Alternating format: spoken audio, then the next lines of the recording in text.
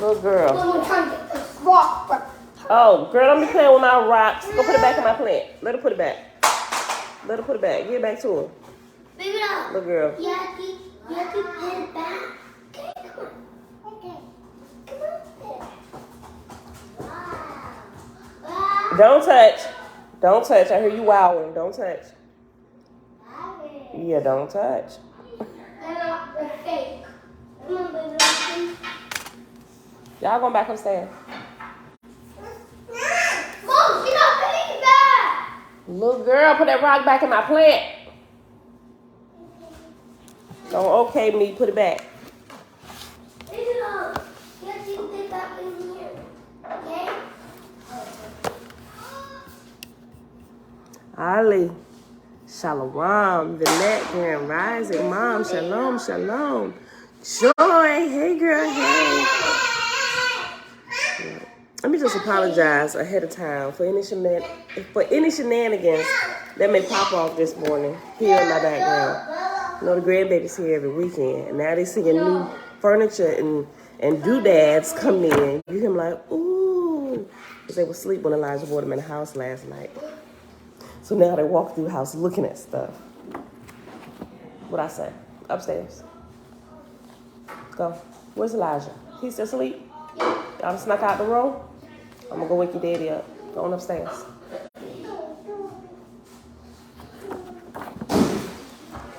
You okay? Set apart living. Grand Rising, Grand Rising. 62. Elazar, shalom, shalom. 62. Have y'all read through the book of Judgment yet? Boy, I couldn't go to sleep last night. I was up. Oh my goodness. I was up, I fell asleep.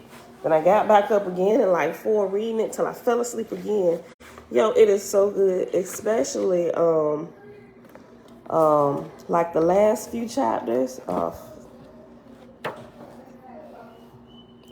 chapters 36 and 37 about how God showeth how he hath wrought. And it's just talking about how the times and how they changed over the ages, and what was accepted then is not accepted now because of how the Father builds his house, right? Calls it the edifice and everything. And at each state there was a certain thing that had to be done because for this time this is what had to be done. But now that we're a little bit later in the building of the edifice of the house, there are other things that need to be done where some of the older things should be put away, especially some of the earlier religion type things and stuff that they were doing. Oh, this was so good. And 37, and you know, anything about marriage catches my attention. And it talks about God revealeth his method of work. And he first started off with his Lewis, by inspiration, control the marriages of certain mortals. You just go upstairs, she'll follow you. Hopefully. Here, put this on your lips. Put it on your lips. Make sure you get back. But y'all have got to read that. I was really thinking about if we should just read a portion of this today. We'll see what we read today, because it is Saturday, right? This is so good. I think we can spend like an extra few minutes reading the extra few chapters. I know we're gonna get to it, but it's gonna be such a long time before we get to it. Okay. All right, y'all.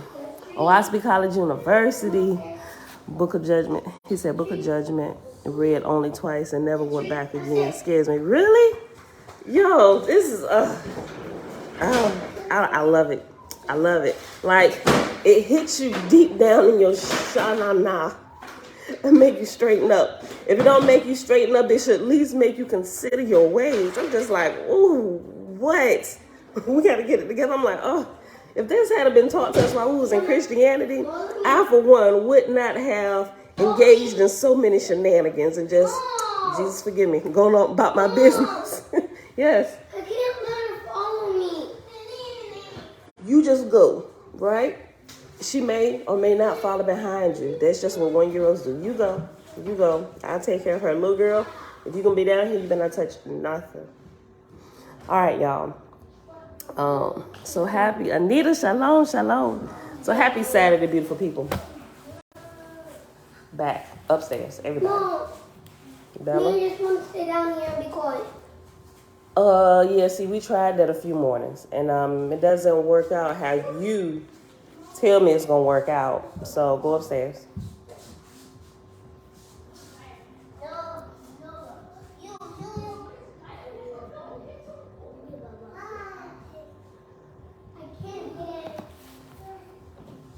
You got to read it today. Read it today. Tiffany, hey, girl, hey. Oh, ooh, almost not Facebook off. I'm sorry. Uncle Nathaniel. Greetings. Okay, beautiful people, let's get to it.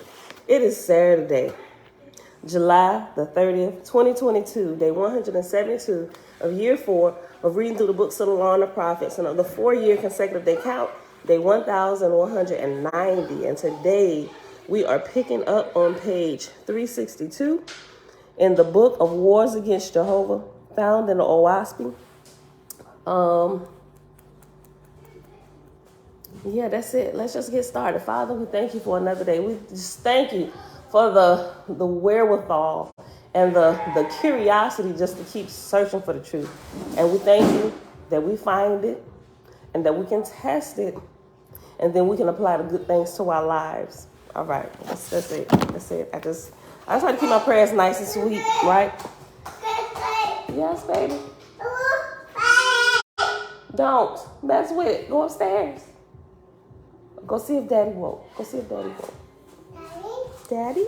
Yes. Go see if he's woke. Yep, see if he woke. Okay. Page 362, chapter 41. Darker and darker the Hayden feels palled before the touch of Jehovah's hand to try the self-assumed Lord God in his heavenly works, as if an epoch new and terrible had come to one so audacious, who foremost in heaven and earth had sought to banish the worship and the name of the Great Spirit from mortals, and to give them instead a heavenly ruler in the image of man. For before this, all nations knew the office of gods and lords, and reverenced them as Jehovah's highest officers, raised up spirits of the dead, wise and powerful. But now, in 5 great divisions of the earth, Satan's Hadan chief had bound his name in mortals with threatened penalties and even death for mentioning Jehovah's name, and to put them to the test, made oaths on burning flesh that whoso would not eat thereof should die. Look. Well, this remind me, before I got into I started in the book of Judgment, then I went to the book of Cosmology and Prophecy. In them last 2 chapters of that, where it gets into prophecy, blew my mind. This just reminded me of that, because it's also talking about flesh, eating flesh, how true prophets are not to eat it. And it's just giving a lot of different details. And every prophet or so-called prophet in the world probably should come across that book once or twice. Cosmo and Cal, shalom. Elijah 7, shalom. Listen, it talks about pretty much the education that a prophet has, and those who prophesy like by the Spirit. That's like the more dangerous way to prophesy, which is what we see most of the time, right? Meaning like you get inspiration from the Spirit. Ooh, hold on, girl. Oh my God. Oh, girl, I thought it was a knife. This is just as bad. I thought it was one of the knives from my chopping block. I am still missing it. Hold on. Because they was building this thing and needed something to cut.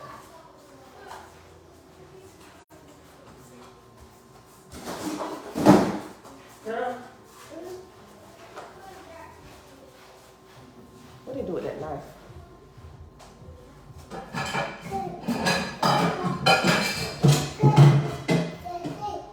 Yes, girl. Oh, okay. Whew.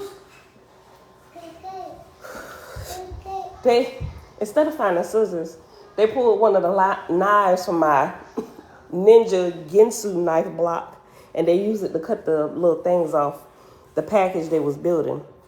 I didn't see the blade part is sealed, and when she walked past and swung it, that's what I thought it was. Hold on. Babe! Babe! Call him at Staff Zone. Done. Go tell Dad I said call him from Staff Zone. I can't see it. Say call him Okay. at Staff Zone. At Staff Zone. I can't see it. Okay, say call him Okay. Staff Zone. Yeah, go say that to Dad. Call him Staff Zone. Yes. No, you cannot get a cookie. Cookie, can I get a cookie? No, you can't. Okay. All right, y'all. I'm sorry. What was that? Oh, I was talking about the book of cosmology and prophecy, where it talks about like how you develop as a prophet, and it's literally going through education, right? And it says for those who have gifts, don't just rely on the gifts. So if you're really sensitive to the spiritual realm, which is where I try to grow it, if you're really sensitive to the spiritual realm and you have certain natural gifts, don't just rely on your you hear what I said? What's on? Hold on, y'all. I'm sorry, Facebook, hold on just 1 second. I gotta pull this number up.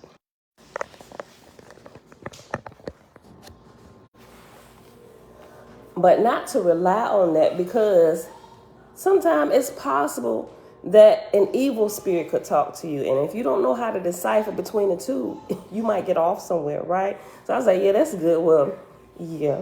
But it tells you how you should develop and how prophets should understand vortexia and all the different things, and even talk about something that blew my mind. Look, I be jumping ahead and I be ready to jump back here, but I don't want to skip anything, because if we jump ahead, then we miss like the building up to everything. We miss little bits and pieces. But it started talking about color and sound. Remember, it talked a little bit about it before in the book of Divinity. And they said color and sound is literally the same thing, but the body perceives the two in a different way. The eyes perceive the sound by color, and the ears perceive the sound by the actual tune or whatever. But he got into that a little bit, and it was just like blowing my mind. I'm just like, and I literally had to read over that chapter like 3 different times just for it to like really sink in, make sure I was understanding what it was saying. But it's just like, I even sat there for a second. I'm like, what manner of beautiful words strung together are these? Like, because I'd never heard some things explained the way that it explains it back here. I'm just like, yo, we got to hurry up and get to this part. But I don't want to skip anything. But I think we may pause just a little bit before we get to the end of our time today. And we're going to hop back into the book of Judgment, like, because I don't really want to wait that long. We're going to read it again when we get to it. But, like, if y'all ain't read it, I'm going to read it to y'all today. Key, shalom, peace, and light. All right. Let me hop back here. Verse 3, chapter 4, page 362. For this, let me go back and read. Let me just start over. And I'm going to stop hopping in with the stuff I've been researching. Okay. Darker and darker, the Hayden fields paused before the touch of Jehovah's hand to try the self-assumed Lord God and his heavenly works, as if an epoch new and terrible had come to one so audacious, who foremost in heaven and earth had sought to banish the worship and name of the Great Spirit from mortals and give them instead a heavenly ruler in the image of man.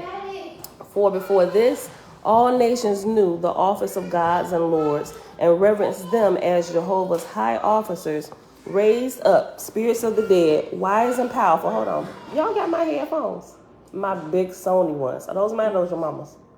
I don't know, they're inside your mom's room. So I assumed they were Did you bring them in? No, wait. Did you bring them inside your mind's room? No, the ones I brought were my mother's, so she got them. So those are mine. I was looking for them. Did you get anything from what I said to you last night? I did. And thank you for putting that together. Where, I thought I saw the knife. Where is the chopping block knife? The knife that I use, I put that back in. Okay, so it's one missing. This one? Yeah, that one. I have no idea. I was wondering that. See if it's in the dishwasher. A little bit. That's all the kids have. Yeah, I know. Baby doll came running through here, and she had flashed this, and I thought it was the missing one. But, of course, it was the pet. All right, y'all, be safe. I thought I saw it, and I just realized that that's not it. Cookies. My Yeah. dad said I'm gonna get cookies. Well, tell your daddy. Cookie said he need to come get you cookies himself. Okay. Verse 2. For before this, all nations knew the office of gods and lords, and reverenced them as Jehovah's high officers, raised up spirits of the dead, wise and powerful. But now, in 5 great divisions of the earth, Satan's hating chief had bound his name in mortals with threatened penalties and even death for mentioning Jehovah's name, and to put them to the test, made oaths on burning flesh, that whoso would not eat thereof should die. And we kind of see this a little bit in I think the Bible may mention it one time where they forced Israel to eat meat. But also in Legends of the Jews, when we was reading through that, there were a few instances where they forced them. And also, what was that last one we read? Remember the woman and the seven righteous sons, and they murdered all her sons in front of her face in hopes to get her to renounce. And that story was the bomb. With every son, her faith just got stronger and stronger because even her sons didn't give up. Like, mama, keep going. When my spirit is released from here, we got you. We backing you up, right? And then when it got to the last son, and they killed their father first because he wouldn't put flesh in his mouth. Remember, he was one of the oldest, wisest men for his community of people. And because they really liked him and they saw the wisdom that exuded from him, what was his name? I forget the book. I'm going to have to go back and find it. But they told him, they pulled him to the side. They said, look, man, they said, you don't even got to eat it for real because, like, we really like you. Like, we really look up to the wisdom that you get from your God. So here's what you do. When we take you back out there, you can just act like you ate it, right? And there ain't going to be no problem with us because we don't really want to kill you for real. But, the decree came down from the king. If you don't eat, we got to kill you. We don't really want to carry that out. We know you don't really want to die. You got this beautiful woman, these 7 strapping, strong young men, and all of them seem like they following the righteousness like you. Like, for real, my G, we need people like y'all here to help balance out our evil. And so he was like, no, I'm not even going to act like I'm doing something that's evil because it will cause those weak in faith then to turn against. And in that book we was reading, I got to remember which one it was, but he was saying it will cause those who are weak in faith to fail Yahuwah, and even though they don't know that I'm acting like I'm eating meat, because they was going to get some plant-based thing and give it to them, it looked like meat. They was going to fool everybody else in order to get them to fall in line.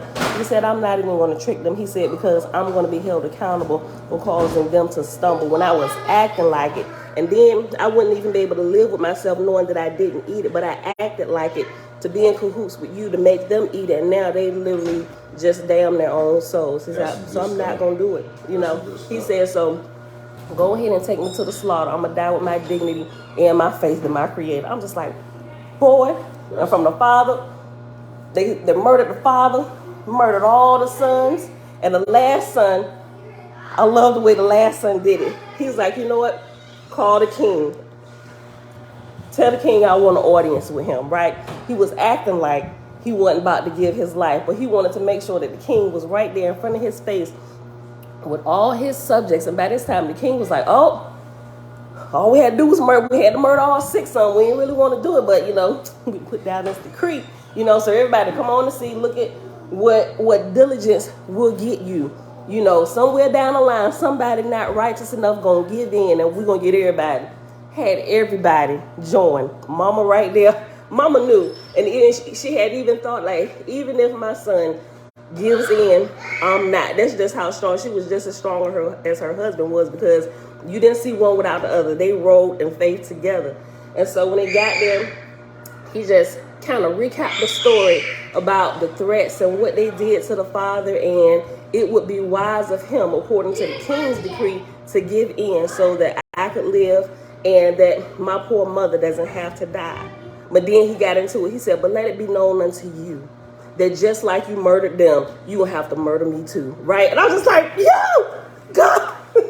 It hyped me up, and I wasn't even under the chopping block. I was like, I will hope that something ever came to that. I would have the strength and the faith to stand up under the scrutiny and the knife, just like they did. But anyway, I gotta find that. I gotta find that when we read that. It was not more than a couple months ago. That was probably like the end of last year. That's good though. Yeah. So okay, let me get back to this, y'all. I be getting sidetracked a lot. Okay, verse 3. For this was the criterion before the courts, that they that refused fish and flesh food, or would not pollute the body by noxious drinks and smoke, intoxicating to the senses, were possessed of Jehovah worship, and so deserved torture and death. He said all them ones that's trying to keep their temple clean and they think they better than us, they need to die, right? Let them die with their Jehovah worship, right? Let me read that again. That's so good. For this was the criterion before the courts, that they that refuse fish and flesh food, or would not pollute the body by noxious drinks and smoke, intoxicating to the sense, were possessed of Jehovah worship, and so deserved torture and death. What's that? I will. I will. As soon as I'm done. Whatever you want, baby, I got you. What? Whatever you want, I got you. Verse 4. So the names of the Lord and God and Lord God and theirs. Let me just make this known to you, Mr. Murphy. When I say anything, when I say that like on public TV, I'm talking about food cooking on the stove. All right. You said it's not. Are you really gonna say that? Oh yeah. Eleazar, that was his name. Cosmo Cow, thank you. It was Eleazar. Yeah. You don't want to give me everything, Babe. You don't. Listen, you know what? We really should start like a marriage thing where we can have these candid We already type got conversations. a marriage conversation. If you want to do this online, then maybe we should get Why you only gonna say like it's only online? No, it's not. Like no, but I'm we saying don't talk like this every day. yeah, we do. But I'm just saying, it's kind of put me on the spot when I'm in front of a live studio audience. Cosmo Cow said Eleazar was old at that time. He said, I ain't came this far to stop now. I ain't going to trick the Israelites that come after me. That's right. Eleazar got up there and threw himself on the rack before he betrayed the ways of the Most High. That's right. And look, that's right. I'm glad you said that. The last son did the same thing. Before they even had a chance to come slaughter him, he threw himself on the fire. Everything they was burning him up and killing him on. They said, you ain't got to kill me because I'm gonna give my life for what I believe. He ran and jumped on that thing. I was like, we got a lot of work to do. Because I would have been like, how we gonna get out of here? I was like, oh, I like the heat, but I don't like that much heat. Father, you still need to work on me. Just hide me away. Tell me a cave I can go to till you build up the strength in me. Okay. All right. No, seriously. I will hope. If it ever came down to that by that time I'm strong enough to where I don't even flinch. I don't even flinch. Stephen, shalom. Yep, just like the 3 Hebrew boys, right? Okay. Verse 4, page 362. So the names of Lord and God and Deus had now become for 1,000 years fixed in mortals' minds as the Creator, a large man sitting on a throne in Horeb, his heavenly seat, watched and guarded by his son Anubi, keeper of the scales and of the gate to heaven, to make a plausible story of which The angels, through oracles and magicians and priests and prophets, proclaimed that in the beginning God created the heavens and the earth and all things therein and thereon. And he was tired and rested. And as if creation was a completed work, left certain laws to run the world, left certain laws to run the wonderful machine, whilst he sat afar off, looking on, smiling at the pranks of mortals and their failure to understand him, with the devil and a horrid fire to torture their souls if they sang not the praise of this compounded false Lord God. Thus turned he, their false God, the voice of mortals from him who was ever present, whose speech hath every soul heard, whose presence moveth all things in heaven and earth. Hey guys, chill. Quit running up and down my stairs. The false god turned them to sing and pray to himself, so he should clutch and bind their souls in endless slavery, untaught, half fed as drudges, to bring into his capital provender and building stones to glorify him forever. Over Japheth, far and wide. Over Japheth, far and wide, this traitor to Jehovah had sealed in stone and papyrus and wood and sacred cloth his name, Hojas, to suit the panic voice, as whilst in video he made them engrave it dias to fit the Vedic tongue, and thence in Phanis to suit the higher spirited race, Adonia Egad, and over to Hellas, and in distance and bastard Greece, whisper Zeus, saying, these words are watchwords to gain Anubi's ear, and to turn the scales for endless paradise. Go ye slaves, engrave my names, and in mortal libraries register my great exploit of how I created the world, and make me spotless, pure, letting sin into the races of men by Osiris's cunning tale of Eve's weakness by fault of the earth. For I am not come like Jehovah's captains, spirits sent to rule men for a season, but a very God of blood and bones, who once, in terrible anger, flooded the earth to drown my disobedient sons and daughters.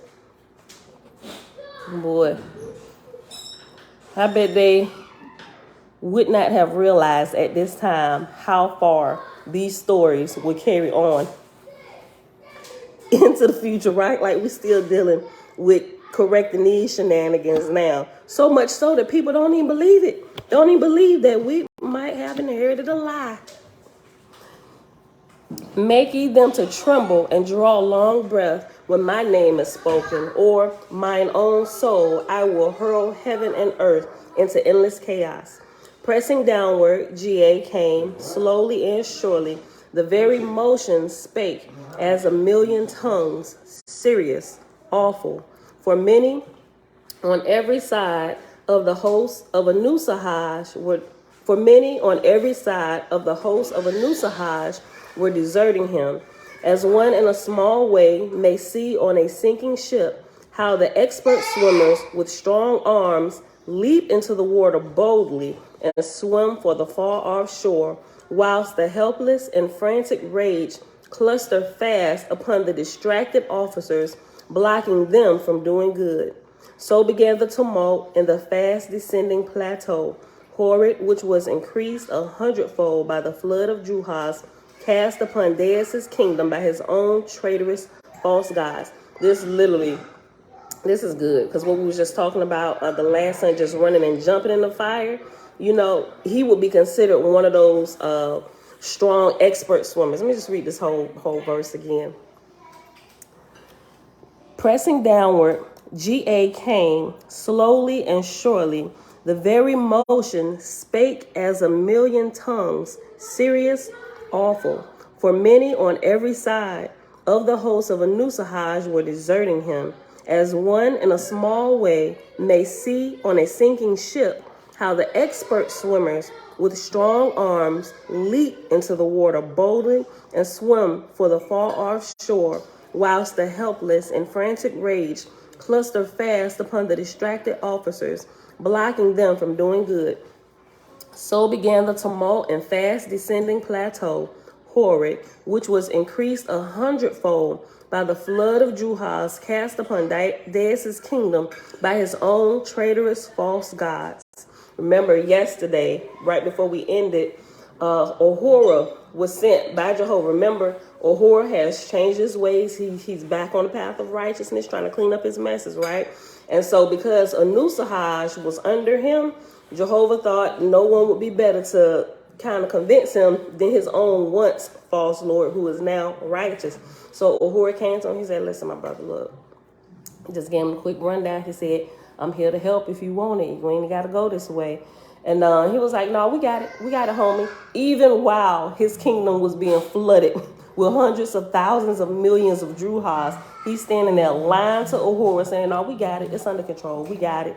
And really, he panicking on the inside because he don't know what to do. But his pride has so taken him over that he couldn't just say, help me, please. Verse 9, page 363. Yeah.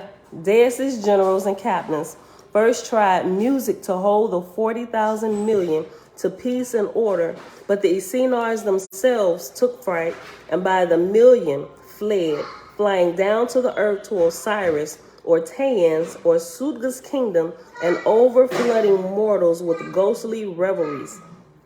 Next, by parades and rites and great processions, did Deus's officers seek to divert the panic-stricken millions. Thus, for years, this maddened god, with wonderful strength of will, almost held his own, inventing tens of thousands of stratagems. But at last, in the downward course, horrid touched upon the corporal earth, and suddenly, as if startled by the shock, the frantic millions screamed. Then, alas, all order died. The doors of hell were opened. Anusahaj's throne and capital, with all their splendor, the maddened mob broke loose to pillage or to destroy. And then rushed in the fault finders, shouting, Thou lying God, but like a man, who art thou? And thou, Anubi, deceiving judge, 1,000 horrid deaths to thee. But the unlearned Juhas knew not who was rank or officer, God or judge, but seized the pale and trembling Deus and Anubi, and more than 1,000,000 officers overpowered them by 10 million to 1, pressed on the foul-smelling crowd. And now, with blows and kicks and cuffs, on every side began the awful fray. We know what's happening right now, right? This dude being put in a knot. Who had tried to save him.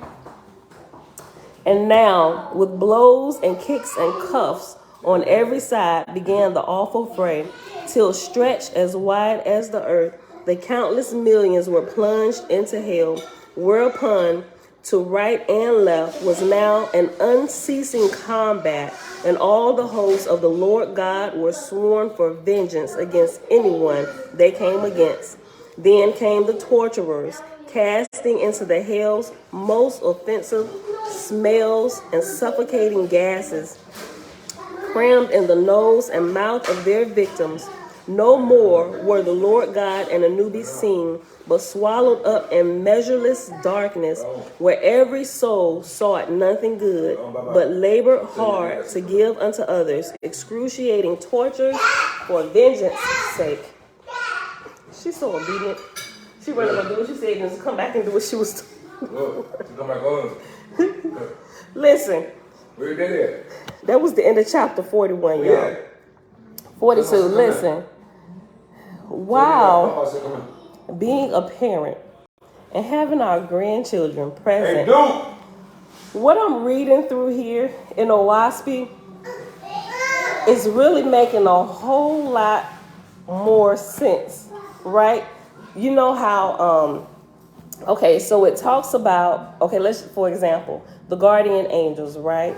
So the guardian angels are assigned a certain number of mortals, which is kind of like how when new humans come into the earth, they are assigned like two parents, right? They should be together to kind of help build a family for all those that come in, right? And they need to figure out how to control the family, how to help these children grow, educate them and everything, right? But when you have a whole bunch of them, small children together, I started thinking about in here where when after the spirits pass away, and if they're in the degraded state and they become druhas, fetals, or familiar spirits, how it's easy for them to just start off and just go do anything, and they really put the ashars to work. Like they really got to earn their title. They figure out ways how to catch them. It's literally like a daycare down here for our guardian angels. Like we can see it on our level with our families, everybody running around doing what they want to do till you learn how to control it. Or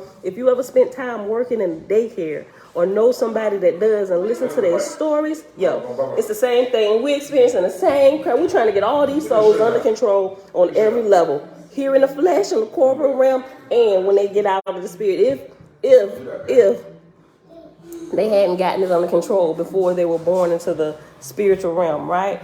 I'm like, the whole earth is a friggin' daycare. It really is. And it starts at the lowest community and governments, which is the family. Why you follow me? Okay. Huh? Okay. You follow me for food? Chapter 42, page 363. Some God in Oahspe prayed Jehovah what he should do to release Deus and Anubi. Jehovah answered, saying, My son, thou shalt first labor for them that desire. Whoso courteth darkness deserveth not thy hand. I have proclaimed from since the olden time, warning to them that put me away, but their self-conceit, they denied my person and power. Oh, we definitely got to read the book of Judgment today. And this is 32 chapters because this just hit on something of what the book of Judgment said. So when we done reading 42, we're going to jump over, where we at, 37 minutes now? We're going to jump right over to the book of Judgment, and we're going to read like not the last two chapters, but the two chapters before the last two, which is 36 and 37. Yeah. Francis, love, peace, and power. Okay. Oh, Kia just saw your comment. She said, and people don't even consider these spirits wandering everywhere, literally, like everywhere. Look, if you got some kind of craziness happening in your house that look like otherworldly or paranormal activity, it could be somebody haunting your house or messing with you, but it could very well be an ashar trying to chase the spirit that they got under their command. They're like, you ain't gonna catch me, and they're just running through your house, knocking over stuff. They running after them, trying to, hey, you supposed to be over here, right? They trying to. I'm joking, but seriously, that's probably what's really happening for real. I don't know, but the more I learn, I'm almost convinced that's what's happening. Okay. Verse 1. God in Oahspe prayed Jehovah what he should do to release Deus and Anubi. Jehovah answered, saying, My son, thou shalt first labor for them that desire. Whoso courteth darkness deserveth not thy hand. I have proclaimed from since the olden time, warning to them that put me away. But in their self-conceit, they denied my person and power. And the book of Judgment going to tell you exactly what happened to them. Verse 2, Wert thou this day to deliver from hell Deus and Anubi, and there are thousands of millions of self-torturing slaves, they would but use their deliverance to mock my creation, saying, It lasted not. It was but a breath of wind, for which reason thou shalt not yet meddle with the hells of horror. Like, leave them alone. They need to sit in that mess that they made for a little while, right? Just for a little while. Verse 3. In 400 years, I will bring the earth into another dawn of light. Till then, let Deus and Anubi and their hosts take their course. God inquired concerning Osiris and Tayan, and Sutga, and Jehovah answered him, saying, Sufficient unto them is the light they have received. Suffer them also to take their course, for they also shall become involved in hells of their own building. But be thou attentive to my chosen, the faithest in all parts of heaven and earth. Yo, book of Judgment. What I'm about to read y'all is talking about this in detail. Hold on. We got to read this today, which is probably why I was led to read it yesterday. Okay, because it really goes together. Okay, I'll be super excited, y'all. Okay. Verse 5. But be thou attentive to my chosen, the faithest in all parts of heaven and earth, not suffering one of them to fall into the hells of my enemies. God acquainted Ahura with Jehovah's words, and then Ahura prayed to Jehovah, saying, O Father, grant thou to me that I may go to Osiris and to Tayan and to Sudga to plead thy cause. Behold, the Lord God is locked up in hell. Even high-raised gods would not find it safe to go to him. Jehovah said, Why, O Ahura, desirest thou to go to Osiris and to Tayan and to Sudga? Knowest thou not how difficult it is to alter the mind of a mortal man, and yet these self-gods are tenfold more stubborn? Look at how I like this. Tabitha, shalom, shalom. Remember, y'all, Keon Cooper is Tabitha. Every time I see Keon, I just, it clicked already, So Keon Cooper, remember, that's her son's account. Okay. Verse 7, page 363. Jehovah said, Why, O Ahura, desirest thou to go to Osiris and to Tayan and to Sudga? Knowest thou not how difficult it is to alter the mind of a mortal man, and yet these self-gods are tenfold more stubborn? Ahura said, I know I cannot change them. To break this matter of conceit, and all learned men are liable to fall therein. None but thou, O Jehovah, has power. And after none but thou, after thou is reference number 17, and down at the bottom, thou, it just says thee. So in the previous version, it had thee, but this updated version has thou. None but thou, O Jehovah, has power. But these self-gods were long ago my most beloved friends. Behold, I will go to them as a father would a son and plead with them. Jehovah gave permission to Ahura to visit them, the three great self-gods. So Ahura fitted out an otivan, and with 10,000 attendants, 1,000 heralds, and with 5,000 musicians, besides the officers of the fire ship, set sail for Chesugal, Tayan's heavenly place over Japheth. And when he arrived near the place, he halted and sent his heralds ahead to inquire if he could have audience with Tayan.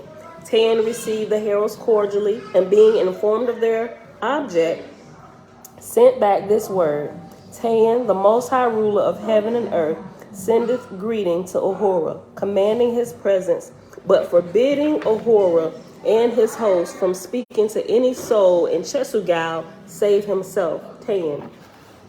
Ahura received this insulting message with composure, and then proceeded and entered the capital city, the heavenly place of Tayan, where he was met by 1,000,000 slaves arrayed in the most gorgeous manner.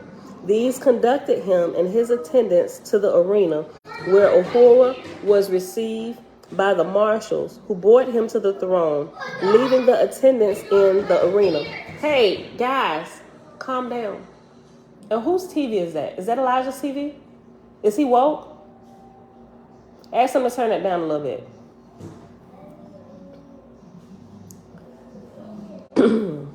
Here, Tayan saluted on the sign of Taurus, and then after the sign of Taurus is Exbau, Exbau.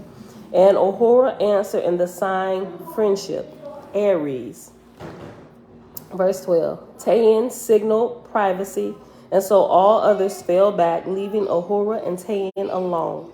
Tayan said, Come thou and sit beside me on the throne. Ahura said, Because thou hast not forgotten me, I am rejoiced. And he went up and sat on the throne. Tayan said, because thou art my friend, I love thee. Because thou art beside me, I am rejoiced. It is more than 1,000 years since mine eyes have beholden thee. Tell me, Ahura, how is it with thyself and thy kingdom? Ahura said, as for myself, I am happy for the greater part. My kingdom is happy also. My trials have been severe and long enduring, but of my 4,000 million, more than half of them are delivered beyond atmosphere, high rays, and the others they grade from 50 to 90. Tayan said, Tayan said, and for thy more than 2,000 years toil, what hast thou gained by striving to raise up these Druhas? Ahura said, this only, O Tayan, peace and rejoicing in my soul. Hold on, I gotta highlight that. He said, what you get from doing all that work? He said, peace and joy in my soul.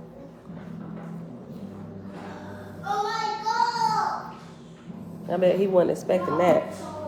Tayan said, hereon hang two philosophies. One seeketh peace and rejoicing by laboring with the lowest of the low, the other by leading the highest of the high. As for myself, the latter suiteth me better than the former. I tell thee, Ahura, all things come of the will. If we will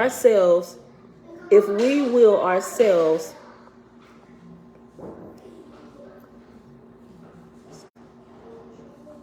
okay. I tell thee, Ahura, all things come of the will. If we will ourselves, I was still reading wrong. If we will ourselves, okay, I'll read it again. I tell thee, Ahura, all things come of the will. If we will ourselves to shut out horrid sights and complainings, such as the poor droop and the druge indulge in, we have joy in a higher heaven. Hey guys, y'all still extremely loud. Bella, how about you take all of that upstairs? Yep, you can take that too, baby. Take that too. Take it upstairs. You gotta go to the bathroom?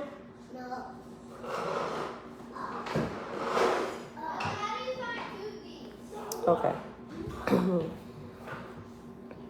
I tell thee, Ahura, all things come of the will. If we will ourselves to shut out horrid sights and complainings, such as the poor droop and the druge indulge in. Yes, girl. You take your girl, baby. She was screaming cookie all morning. Jackson, I'm sorry, y'all. It's Saturday. They got up before me, like early in the morning. Why is everybody up at 5 o'clock in the morning? I did first. Or Jemiah and Jalen got up first, and then third. You Okay. probably still sleep. Y'all, please get out. Go, cause you too loud with the refrigerator door. If you can be quiet, y'all can stay. But if not, follow suit with the tiny ones. Follow suit with the tiny people.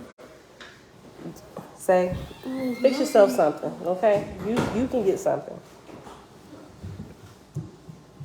Where was I at? I tell thee, Ahura, all things come of the will. If we will ourselves to shut out horrid sights and complainings, such as the poor droop and the druge indulge in, we have joy in a higher heaven. To me, it is thus. Sympathy is our most damnable enemy, for it bindeth us to the wretched and miserable. To put away sympathy is to begin to be a great master over others, to make them subservient to our wills. Ahura said, is it not a good thing to help the wretched? Tayan answered, to help them is like drinking nectar, to make one's senses buoyant for the time being, that is all. They relapse and are less resolute than before, but depend on being helped again. For which reason, he who helpeth the wretched doeth wrong. For which reason, he who helpeth the wretched doth wrong. Let's try this again. For which reason, he who helpeth the wretched doth wrong them woefully, to make them know their places. This is the highest. For have not even the gods to submit to their places? To learn to be happy with one's place and condition is great wisdom. Herein have thousands of gods fallen. They helped up the poor and wretched, as one may, in sympathy to serpents. Take them into his house and pity them. They immediately turn and bite their helpers. But speak thou, O Ahura, for I have respect to thy words. He really just told him, I ain't listening to you because I already believe this, but go ahead, I'm listening. But speak thou, O Ahura, for I have respect to thy words. Ahura said, if a man plant an acorn in a flower pot, and it take root and grow, one of two things must follow. The growth must be provided against, or the pot will burst. Even thus draweth from the sources around about the lowest druge in heaven. None of the gods can bind him forever. Alas, he will grow. All our bondage over them cannot prevent the soul, soon or late, taking root and growing. How then can we be gods over them forever? Tan said, thou art a god over them. I am a god over them. Where is the difference? Ahura said, I am not in my own name, though I am a god over them, yet I am not God over them. That was good. I like what he just said. Listen. Tan said, thou art a god over them. I am a god over them. Where is the difference? Ahura said, I am not in mine own name, though I am God over them, yet I am not God over them. For I teach them, they shall not worship me, but Jehovah. I train them that I may raise them away from me. Just like we raise our children to become dependent and go away from us so that they can kind of repeat the same thing. I'm telling y'all, everything that we will be doing, we are already doing. We just need to realize what we're doing so we can get on board with the program. For I teach them, they shall not worship me, but Jehovah. I train them that I may raise them away from me. Neither do my people serve me, but serve the Great Spirit. Thou teachest thy Druhas that thou art the all-highest, and that they shall be contented to serve thee everlastingly. Thou dost limit them to the compass of thy kingdom. I do not limit my subjects, but teach them that their progression is forever onward, upward. Tan said, how do we not know? But the time will come unto them, and they shall say, alas, I was taught in error. They told me there was a great spirit, a person comprising all things, but I have found him not. Will they not then revolt also? Was not this the cause of Deus's fall? Had he searched the heavens to the extreme, but found not Jehovah? He had searched the heavens to the extreme, but found not Jehovah. Then he returned and possessed himself of heaven and earth. Although he failed and is cast into hell, it is plain that his sympathy for Druhas caused his fall. From his errors, I hope to guard myself, for I show no sympathy for the poor or wretched. Neither will I permit education on earth or in heaven, save to my lords or marshals. When a mortal city pleaseth me not, I will send spirits of darkness to flood it unto destruction. Yea, they shall incite mortals to fire the place and to riot and death. Thus will I keep the Druhas of heaven forever busy playing games with mortals, and in bringing provender and diadems to forever glorify my heavenly kingdom. What a selfish soul. Ahura said, where in all the world hath a self-God stood and not fallen? Tayan said, thou mayest ask of mortals, where is a kingdom or a nation that stood and hath not fallen? Yet thou perceivest nations continue to try to found themselves everlastingly. But they are leveled in time. Things spring up and grow, and then fall into dissolution. Will it not be so with ourselves in the far future? Will we not become one with the with the ever-changing elements, and as nothing, and wasted away? Ahura said, one might say of man and spirits, there were some seeds planted, and many of them rotted and returned to the earth, but others took root and grew and became large trees. But yet, is it not true also of the trees that they have a time, for they die and fall and rot, and also return to earth? Ahura continued, admit this to be true, O Tan, and that the time may come when thou and I shall pass out of being. Doth it not follow that for the time we live, we should contribute all we can to make others happy? Tan said, if by so doing, it will render ourselves happy with no danger to our kingdoms, then yea, verily. Oh my gosh, the book of Judgment talks precisely about what he just said. Yo.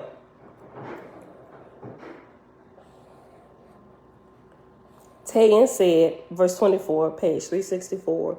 Tayan said, if by so doing it will render ourselves happy with no danger to our kingdoms, then yea, verily.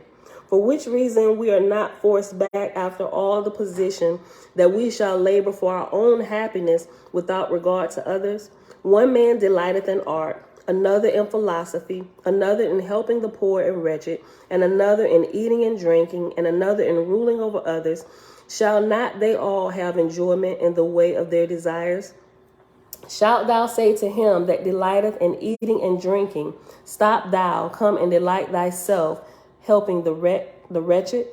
Ahura said, this I have seen. The intelligent and clean have more delight than do the stupid and filthy, the rich more enjoyment than the poor. As for ourselves, we delight more in seeing the delighted than in seeing the wretched.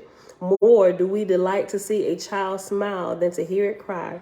But there be such that delight more to make a child cry than to see it smile. But such persons are evil and take delight in evil. Shall we then indulge them in their means of delight? Or is there not a limit? As when we say, all men have a right to do that which delighteth themselves, provided it mar not the delight of others? Tan said, thou hast reasoned well. We shall delight ourselves only in such ways as do not mar the delight of others. Whereupon Ahura said, then am I not delighted with the manner of thy kingdom, and thou shouldest not practice what giveth me pain. Because thou hast resolved to educate not mortals nor angels, thou hast raised a hideous wall in the face of gods. Tan said, this also wilt thou admit, that as we desire to delight ourselves, we should look for the things that delight us and turn away from things that delight us not. Therefore, let not the gods turn their faces this way, but to their own affairs. He said, okay, if that's how you're feeling, let me say this. I don't desire to make you feel some type of way. And if looking at my kingdom make you feel some type of way, don't look at my kingdom. Go mind your own business. Find out what make you happy. Just don't look over here. Verse 28, Ahura said, thou art wise, O Tan, but this I have found, that something within us groweth, that will not down nor turn aside. In the beginning of life, we look to ourselves, which is the nature of the young. But when we grow, we take a wife, and we delight to see her delighted. Then cometh offspring, and we delight to see them delighted. After this, we delight to see our neighbors delighted, and then the state, and then the whole kingdom. This delight to be delighted groweth within us. I might have to use this, the delight to be delighted. That might be in our title today, just because it's fun to say.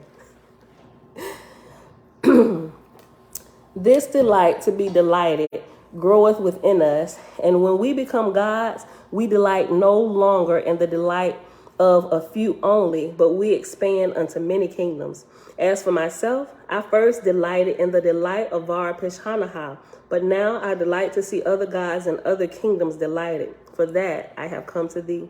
I fear thy fate. I love thee. I love all thy people, good and bad. Behold, this I have found, that it is an easier matter to suffer a river to run its course than to dam it up. To dam up a river and not have it overflow or break the dam, this I have not found. The course of the spirit of man is growth. It groweth onward like a running river. When thou shuttest up the mouth, saying, thus far and no farther, I fear for thee. I tried this matter once. I was flooded. the dam was broken. I see thee shutting out knowledge from mortals and angels. But I tell thee, O Tan, the time will come when the channel will be too broad for thee. Oh, this is so good. This is so good. This is so good. Verse 29. Tan said, how shall I answer such great wisdom? Where find a God like unto thee, O Ahura? And yet, behold, the Lord God of Nusahaj toiled with thee hundreds of years and learned all these things. Yea, he traveled in the far-off heavens where there are gods and kingdoms which have been for millions of years. And he came back and renounced the great person Jehovah. He said, all things are not a harmonious. He said, all things are not a harmonious whole, but a jumble, a disordered mass, playing catch as catch can. I like that, playing catch as catch can. Verse 30, Ahura said, and what hath befallen him? And is here not a great argument?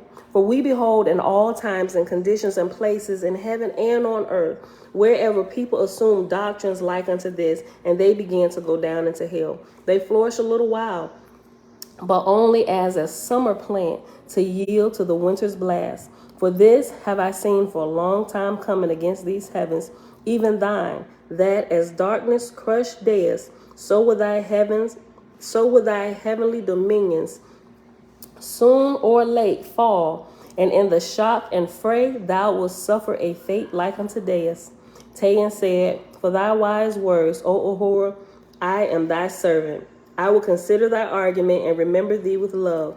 In 1,000 years from now, I may be wiser, and I may have my kingdom so built up that it will be an argument stronger than words.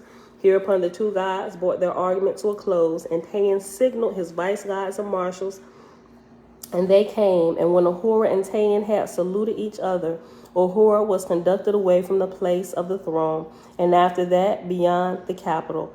The vice gods and marshals delivered him to his own attendants, and with them he embarked in his Otavan and set sail for Suda's heavenly kingdom over the land of Vidu.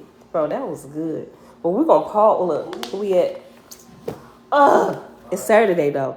I did not think it was gonna take us to the end of the hour, but it's Saturday, so we'll probably take the next 30 minutes and hop right in to the book of Judgment. Right? Hold on, look. Come right here. So just to further give clarity to this, and I guess we're gonna find out if Tan actually follows Ahura's advice, right, and save his kingdom from the fate that Anusahaj is currently suffering. So we're gonna come back here. Let us hop.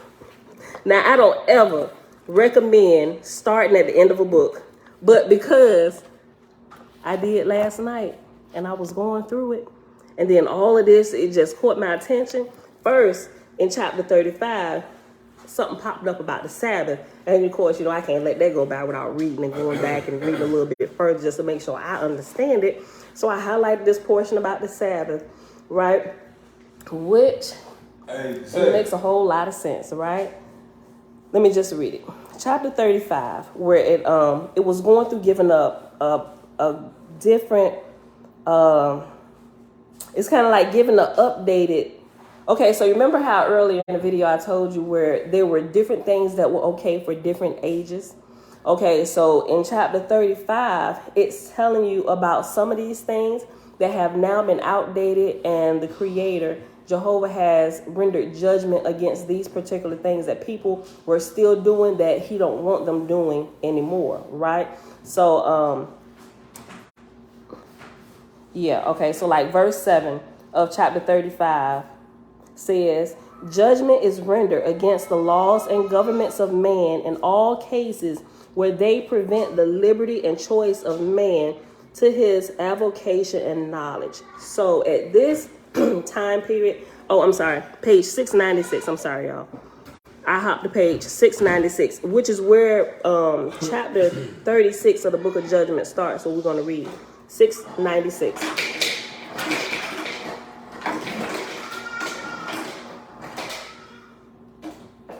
Okay, so the Creator wants us free, right? So we should be at an age now, just like growing up. You know how when you become teenagers, you get a little bit more leeway from your parents and stuff, and it's time for you to start actually walking in the lessons that they've taught you. You know, you get a curfew and stuff as you get a little bit older, and you get freedom to go hang out with your friends. It's time for you to put into practice some of the things you've learned, right? And you start mingling with other people. You got to give them the freedom to actually grow, right? You can't, Lord, like that time has passed to like keep them close and tight to you as a parent, because they don't know any better. They still young. They get themselves in trouble. They don't know this. You got to thoroughly teach them. But the time is coming now where they can begin to exercise their own judgment and begin to choose. Because what I began to realize, that when you do that, it actually, not only does it help develop the faculties, your critical thinking. Okay, what did the Creator say? How does this work? It should get you thinking and literally taking responsibility for your own life and giving you the opportunity to choose to do what's right or to do whatever the heck you want to do, right? It gives you the opportunity to choose, right? It takes you from being under your slave master, right? Parents can kind of be considered as slave masters until their appointed time, and now you no longer need to be although you're still under our tutelage, whatever, because still we're your parents, you can always come back to us. But there's a time that comes where you get to leave out of our house and you can create your own rules, right? You can become your own slave master when you have children. That's probably a bad word, but for the sake of the Oahspe. See the turtle? Turtle? We got all kind of wildlife on it. Here it's a bunny, Peter Rabbit, they be hopping through your home. Let's see the turtle, y'all. You see the turtle? You see that? Oh, yeah. Don't go tell nobody. Yeah, they're going to be all loud. We be having rabbits, turtles. It was a huge frog back here. Okay. They just being attracted to our house. Hummingbirds in the front. You know, they just follow us everywhere we go, right? I think it's the frequency we on. Okay, listen. What you about to say? You about to say something smart? Okay, babe. Okay, so it's just like that, and so as I was, yeah, babe. And so when I was reading through here, I had a little bit better. It was giving me a little. What sidetracking me? I'm almost done. I gotta get through this. We're already at the hour mark, but it's gonna take us about 30 minutes, probably 30 minutes to read this, right? So it gives us the opportunity to grow up and exercise our own faculties without always having somebody over you. Do it this way, do it this way, do it this way, right? That time has passed. Well, sometimes we need to bring you back in. Okay, well, son, how did that work out for you? You know. So okay, all right, that was good. What do you think you could change next time, right? The talks that you have with your teenagers, it's like the same thing that's happening spiritually, at least in my understanding. That's how I understand it. Somebody may explain that a little bit differently, right? So I'm gonna read this again. Page 696 and chapter 35 of the book of Judgment, verse 7 says, "Judgment is rendered against the laws and governments of man in all cases where they prevent the liberty and choice of man to his avocation and knowledge," right? And so I'll just read it through the Sabbath portion down to 13, then we'll hop over to 36. And verse 8 says, "It is not sufficient for thee to say, behold, the public will be taken advantage of by ignorant pretenders. Thou hast no right to say what the public will suffer and thus base a law on prospective damage," right? He said, don't even be doing that, because you don't even know if it's going to turn out like that. Let them have the opportunity to choose, right? Verse 9, "When the public have suffered and when they themselves demand protection by such laws, then shall such laws be made. To make such laws beforehand is to sin against Jehovah, because you take away their freedom to choose," right? If they go through the process and they deem that I probably need to set some safeguards in place for myself, do we agree? Can we? Because this was just terrible. We thought we knew something that we really didn't know. We need a little bit of extra help. So, John, would you be the spokesperson and go tell them and say, "Help me, please"? Right? And then when they realize that they need more help, let them come ask. And then let laws be made according to the things that they feel like they need to help them grow, right? I was like, yo, this makes so much sense. And then verse 10 says, "It was said of old, thou shalt keep holy the Sabbath day. And it was defined what a man should not do on that day. Judgment is rendered against that law. Nevertheless, I put not aside the practice, right? So he said judgment is rendered against it, but we're not going to put it aside because it's still good, right? But people can choose now, right? So I was like, oh, okay, I get that. Okay, I get it. My understanding is developing. I can see where this is going. Okay. Verse 11. Judgment is rendered against that law. Nevertheless, I put not aside the practice, but the time hath now come when man shall judge himself as to whether he will or will not keep any day sacred. Moreover, man shall not hence. Oh, I'm sorry. That goes into the outer. That was the end of the Sabbath part. What I did. Where is my? Oh, I forgot that I added this. I did my breaking up of the scripture wrong, and that verse 13 goes with the. I'm sorry. No, it didn't. I'm sorry. I'm talking too fast. Let me keep reading. Verse 13 is a part of this. Moreover, man shall not henceforth be accountable as to whether he keeps or not keep any day as a sacred day. Yet this accountability shall be unto all men, whether they fulfill in wisdom and righteousness their utmost capacities. So it's like, we'll let you choose. We ain't no longer holding you in it, but you choose whether it's good or bad, right? Whether you should keep it or you should not keep it, right? It's your choice now. You choose. Okay. So with that being said, let's hop over to chapter 36, right? And the subtitle to chapter 36 on page 696 in the book of Judgment says, God showeth how he hath wrought. God said, behold the work of my hand, O man, as thou findest an old house no longer habitable, thou sendest workmen to pull it down, and then thou sendest laborers to clear away the rubbish. And afterward thou bringest builders, and they lay a new foundation, larger and broader than the old one, and thereon they build thee a new edifice, adapted with new improvements unto the increase and requirements of thy family. Verse 3, page 397. Even so hath thy God labored for hundreds of years to prepare unto the generations of this day. For I saw beforehand that man would circumscribe the earth, and that all the nations and people thereof would become known to one another.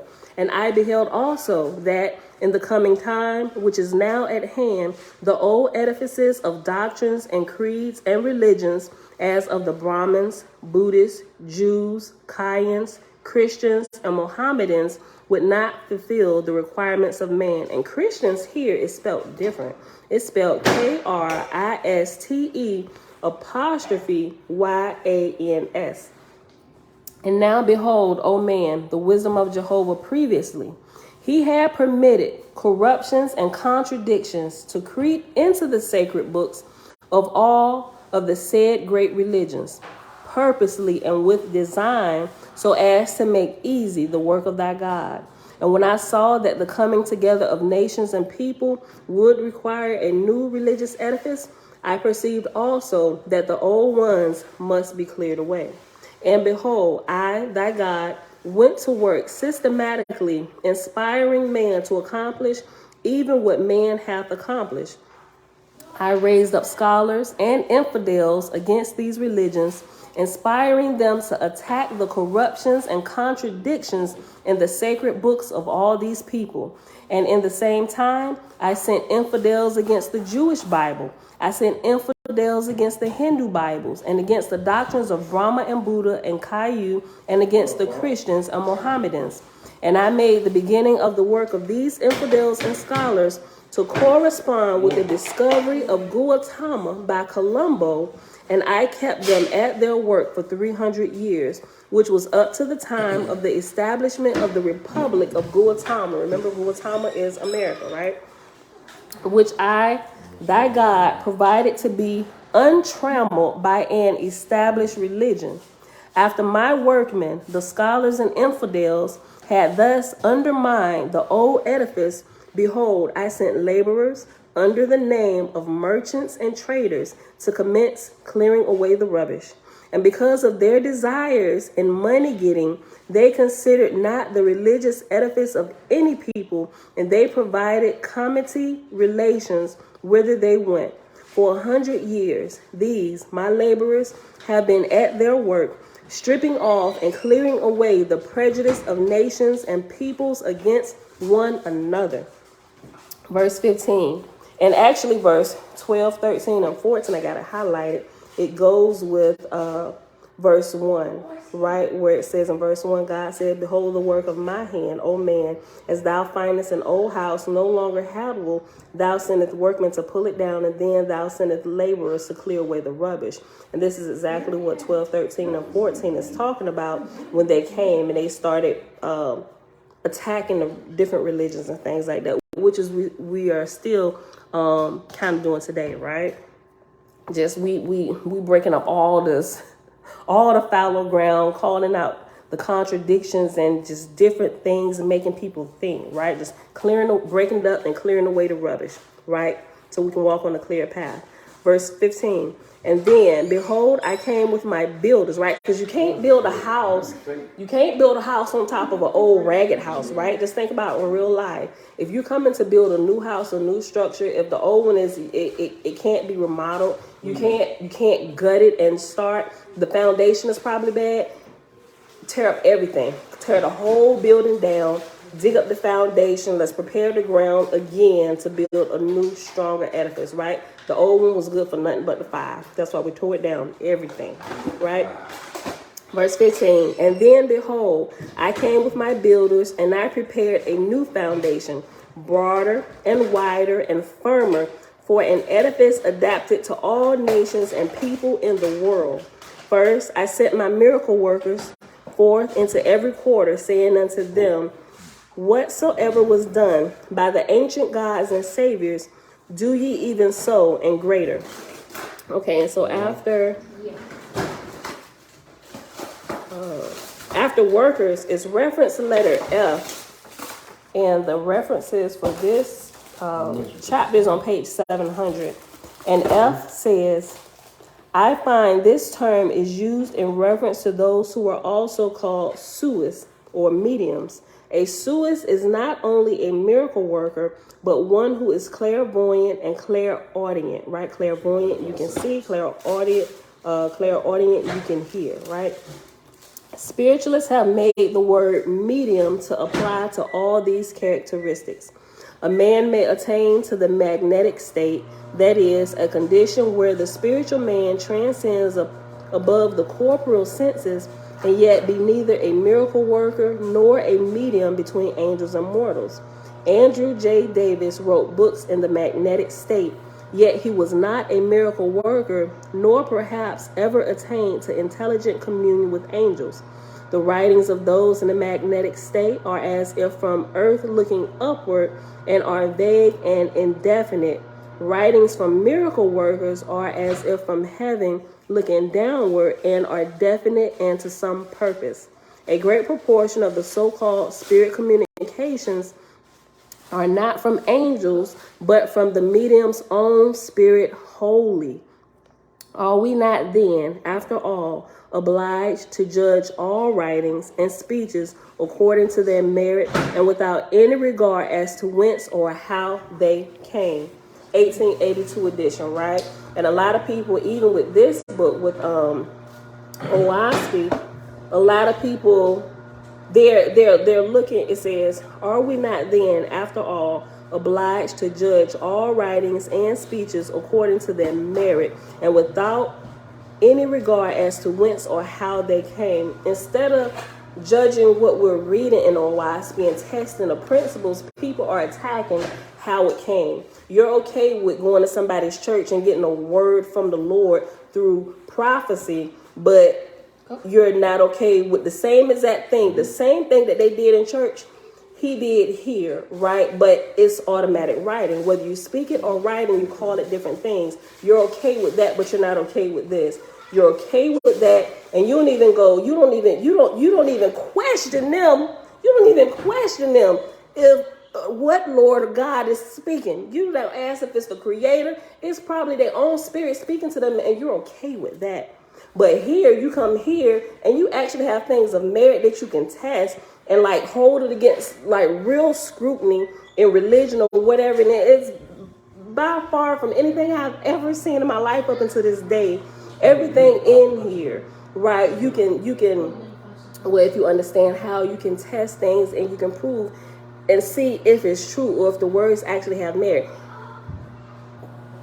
They ain't even looking at that. They question who was the guy. First of all, it's a white dude. So no, we don't even accept it. No, it's coming from the wrong person. Boy, how come you ain't doing this to the people in church? Right? You don't even ask them questions, but now you're gonna question him, and they ain't even looked at. You want to argue them down. First of all, who is it? White man? Nope, I ain't got nothing to do with that. I'm just like, but somebody from the pulpit could have fair color skin, and you still sitting out there like, yes, praise the Lord. Yes, yes. Let me give you $10,000 today. I'm writing a check. Yes, it's good. Cash it, right? And you question everything about this man's background and all that stuff. Test the merit of what's being said here, right? So I digress. Hold on. Are we not then, after all, obliged to judge all writings and speeches according to their merit and without any regard as to whence or how they came, right? And so you will be able to tell how and where things came if you got the common sense to test what's being said. If you can test what's being said, you can tell where it came from. And up until this point, I think this came from a holy place, a very place that should be reverenced, right? From the great creator himself. These are not the words of a man that any man could just sit down and thumb up or write or type, right? This came from a higher place than the wisdom we currently have here. That's just my personal research and just going through stuff, right? Okay, so let's go back. Verse 16, I'll read over. Page 697. First, I sent my miracle workers forth into every quarter, saying unto them, whatsoever was done by the ancient gods and saviors, do ye even so and greater. For I will show unto all the world that no man nor God is worthy to be worshipped because of miracles, right?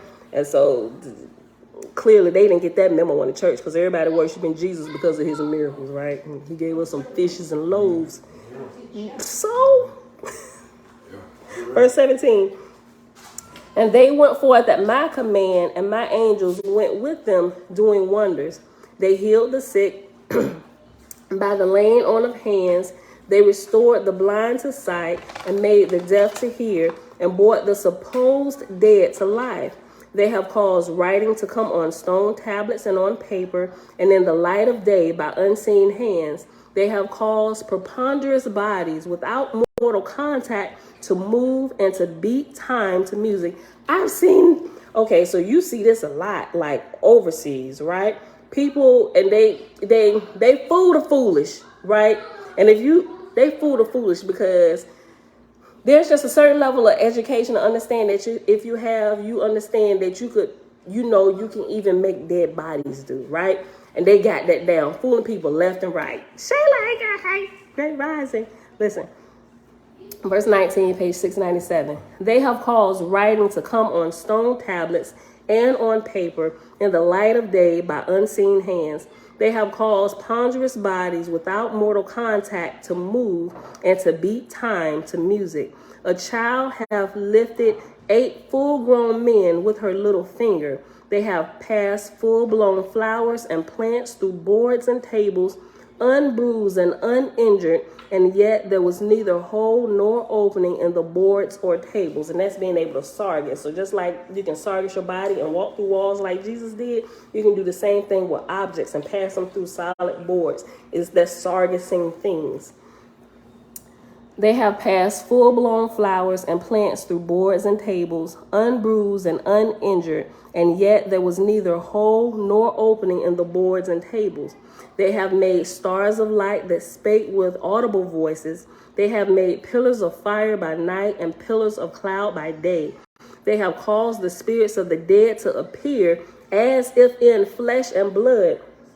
And whilst thus appearing, talking face to face, with their mortal kin who saw them, heard them, and by the subject of the discourse proved them to be the very angels of heaven, returned to their earth kin and friends.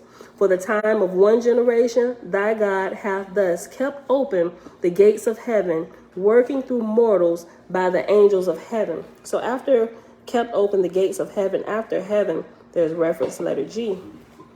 I'm hopping back over to page 700. G says, one average generation by definition is 33 years. Therefore, from 1848, when the gates of heaven were opened, the end point would have been 1881. If, however, the first arc of Cosmon is actually 3,100 years, according to the Elohist communications, then the end point would have been 1879 for a 31-year generation. This should not be confused with the duration of dawn, which in the case of the first Cosmon era was 35 years by Elohist communications, ending in 1883. Shebro, shalom, shalom. Okay, so hop back to verse 25. For the time, on page 697, for the time of one generation, thy God has thus kept the gates of heaven. Hold on, I'm sorry. For the time of one generation, thy God hath thus kept open the gates of heaven, working through mortals by the angels of heaven. My testimony and my witnesses are hundreds of thousands. I hide not the work of my hand and my angels in a corner. I extend them abroad over the earth. I manifest in the cities and country places. I prove unto all peoples that common men and women can do the miracles for which gods and saviors have been worshipped. Right, let me read this again. Verse 26. Look, when I say I highlighted this whole thing up, y'all, up last night, going through, reading it over and over, going through here. Look, I made notes, pointing, making my references. This was talking about this, connecting the piece, y'all. Just thinking about stuff, looking up other people. It's just like, oh my gosh. And there is this one lady who also, she's an older lady. I'm not even sure if she's still alive, but I came across her while searching some things on Oahspe, and she did like a really in-depth study to see if this stuff was true. And this woman was just flabbergasted. I don't remember the woman's name. I'm going to post her. But I ordered her whole library last night just to see what sis. I mean, she got all kind of references, the age of man going into detail. So, of course, I need to look at her findings. Right? Because I'm a newcomer to the party. I'm just finding out all this stuff, right? So let me hear your wisdom and your wisdom and your wisdom, right? And I'm going to share it with y'all. What's her name? I don't remember her name, but I'm gonna share it with you. And you can find her on Amazon, and she has one book that you can download on Audible, right? So I started listening to that, and I'm just like, Pam, cut it off and go to sleep. You got to get up early.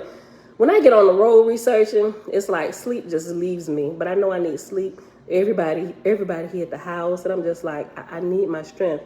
Or I could just lock myself away for the day and just go to sleep. But it ain't gonna happen. It just ain't gonna happen during the day. Right? Okay. I'm gonna share it with y'all. Hold on. Share. And she got all kind of other references and stuff that I don't know about yet, but it's listed. I kind of went through every little thing, reading the inside, outside covers, and I even found one video where they was interviewing her.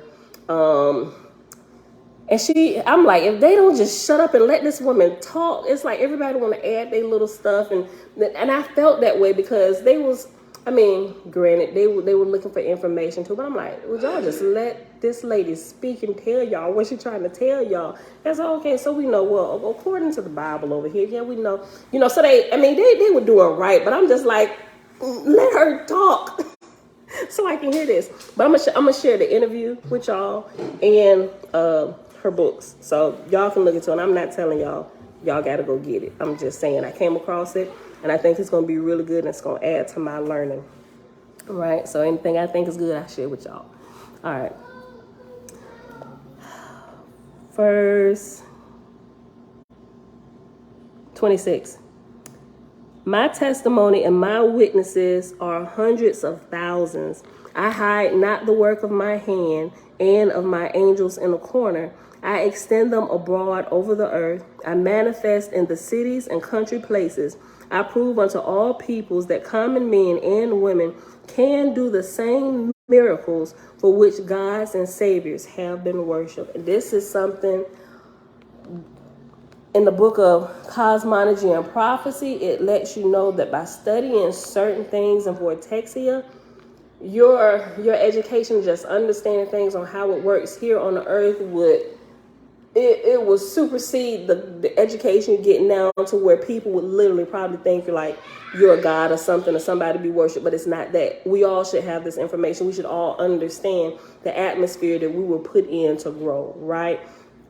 And that's the track it was talking about for prophets, or those who wanted to be prophets. And it talks about the discipline, the strict discipline prophets have to practice and live in if they want to attain to certain levels. And it's just like the more you can discipline yourself, there's another level of goodies that's available to you at this level. Just think about it. I was like, this is blowing my mind. I said, first of all, I definitely can't do that one because I'm married, and just that's gonna be a problem if we don't do that.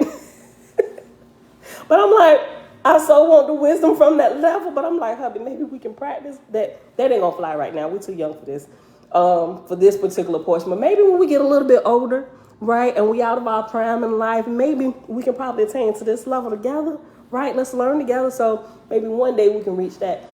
But I thought about, if you just look at natural life here, those people, just think about it. Like, I'm trying to get back there. Right, people who practice discipline with their bodies and exercising, they first of all, they get better health benefits, not as in somebody paying for your hospital expenses. No, like, you can literally cut the hospitals and doctors out forever because you gained a level of health that a lot of people don't want to put the discipline in to do, right? I'm working on that. I'm trying to get back there. Like, Pam, why don't you have the same, you got discipline here, but how come you can't have the same discipline? Like, they was making you do it in the military, like, and you got up and you didn't complain, but now you got freedom to do it. It's like, let me get that cupcake. I'll exercise tomorrow. And it's like, I ain't gonna say it's harder, but I'm understanding a little bit more every day, like the way Oahspe puts in terms certain things, even here at the end of 35, where it says, you know what, don't lord over them. Give them the opportunity to choose. When you give people the opportunity to choose, you give them the opportunity to bring your body in line. It develops the discipline organically, right? And you hold yourself to a higher standard to where you don't need anybody to lord over you. You literally become the law yourself, right? And I'm just like, this is blowing my mind. And so those who practice certain disciplines, they achieve things that normal people would never accomplish. Even think about Mike Tyson. Who would train like Mike Tyson, right? Or train like Michael Jordan, right? And as you train and you discipline yourself, it's just not that you're looking for rewards and accolades and stuff, but those things follow a disciplined life. Like, they are just thrown on you. It's given to you with certain levels of discipline. And it's the same thing spiritually. And I've been practicing the art of fasting and trying to get it down pat since my military days, right? Because I know that not that I'm seeking to get a reward, but I've experienced there is reward from fasting. Like, my spiritual ears are open more, and I love that. Like, I crave it. It's like, I gotta get this under control. Now that I have the freedom to do it without anybody making me do it, I have to really consider what's in my own heart and my mind. I gotta deal with my mind. I gotta deal with this, and I gotta deal with this.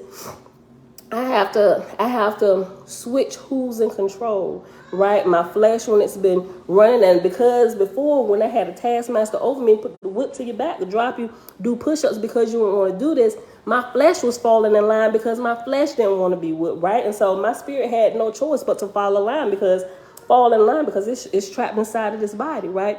But now that the flesh we can choose. Well, let's do this. And the spirit is like, no, we should be doing this. Let's do this. I don't want to do that. But we need to do this. You said you want that. You trying to get it the shortcut. I'm trying to help you get it the right way so you can keep it. If you go that route, you're going to lose it. You ain't going to like the outcome. But it's so much faster. It's like the good angel, the bad angel on the shoulder. Literally the war between the spirit and the flesh all the time. Right? I'm going to get it, y'all. I promise y'all I'm going to get it. I'm working every day. Once y'all start seeing my face get toned up and strength, and I'm here actually on time, probably like 5 minutes earlier. I'm like, wait, something changing. She must have got something. She got something under control. Because I be struggling. I be struggling just about every day, like really trying to make my flesh obey my spirit. Like, listen, I'm sick of you running my life. I need to be in control, not you. When I be telling y'all, get y'all dog under control, I'm talking myself. I'm trying to get my own dog under control. It's dragging me along the ground.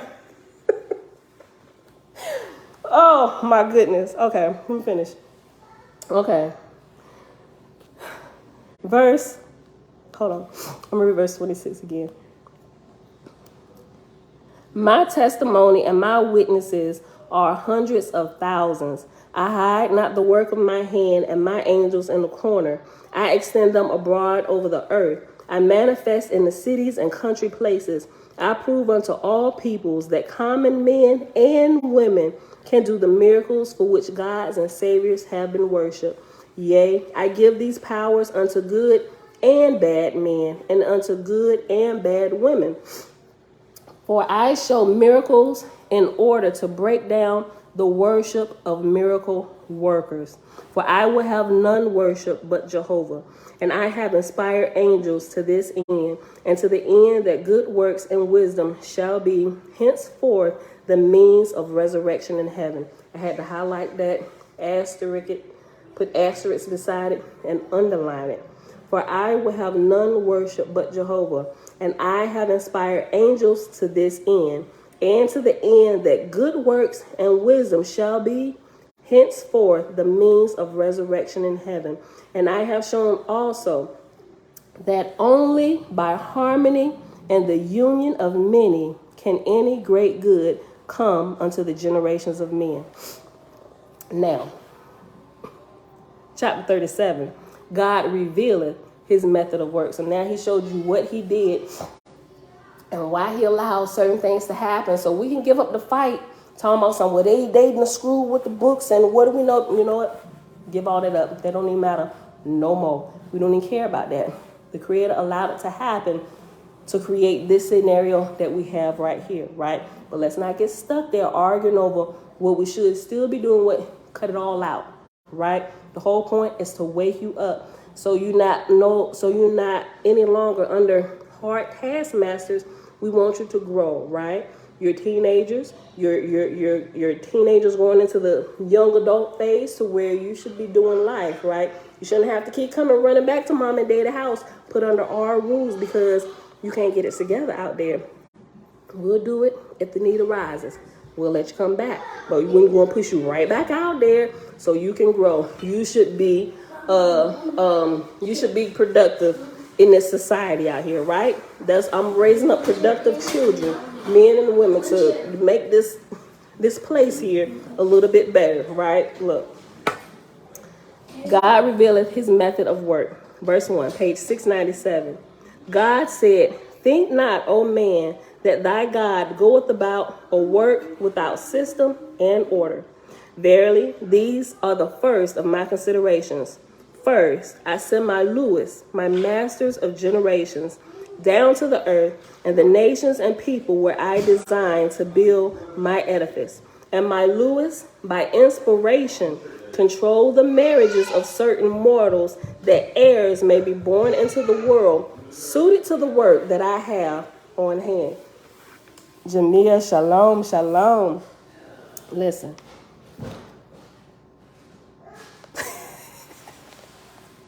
I know, Shebra, look. I like what you just said.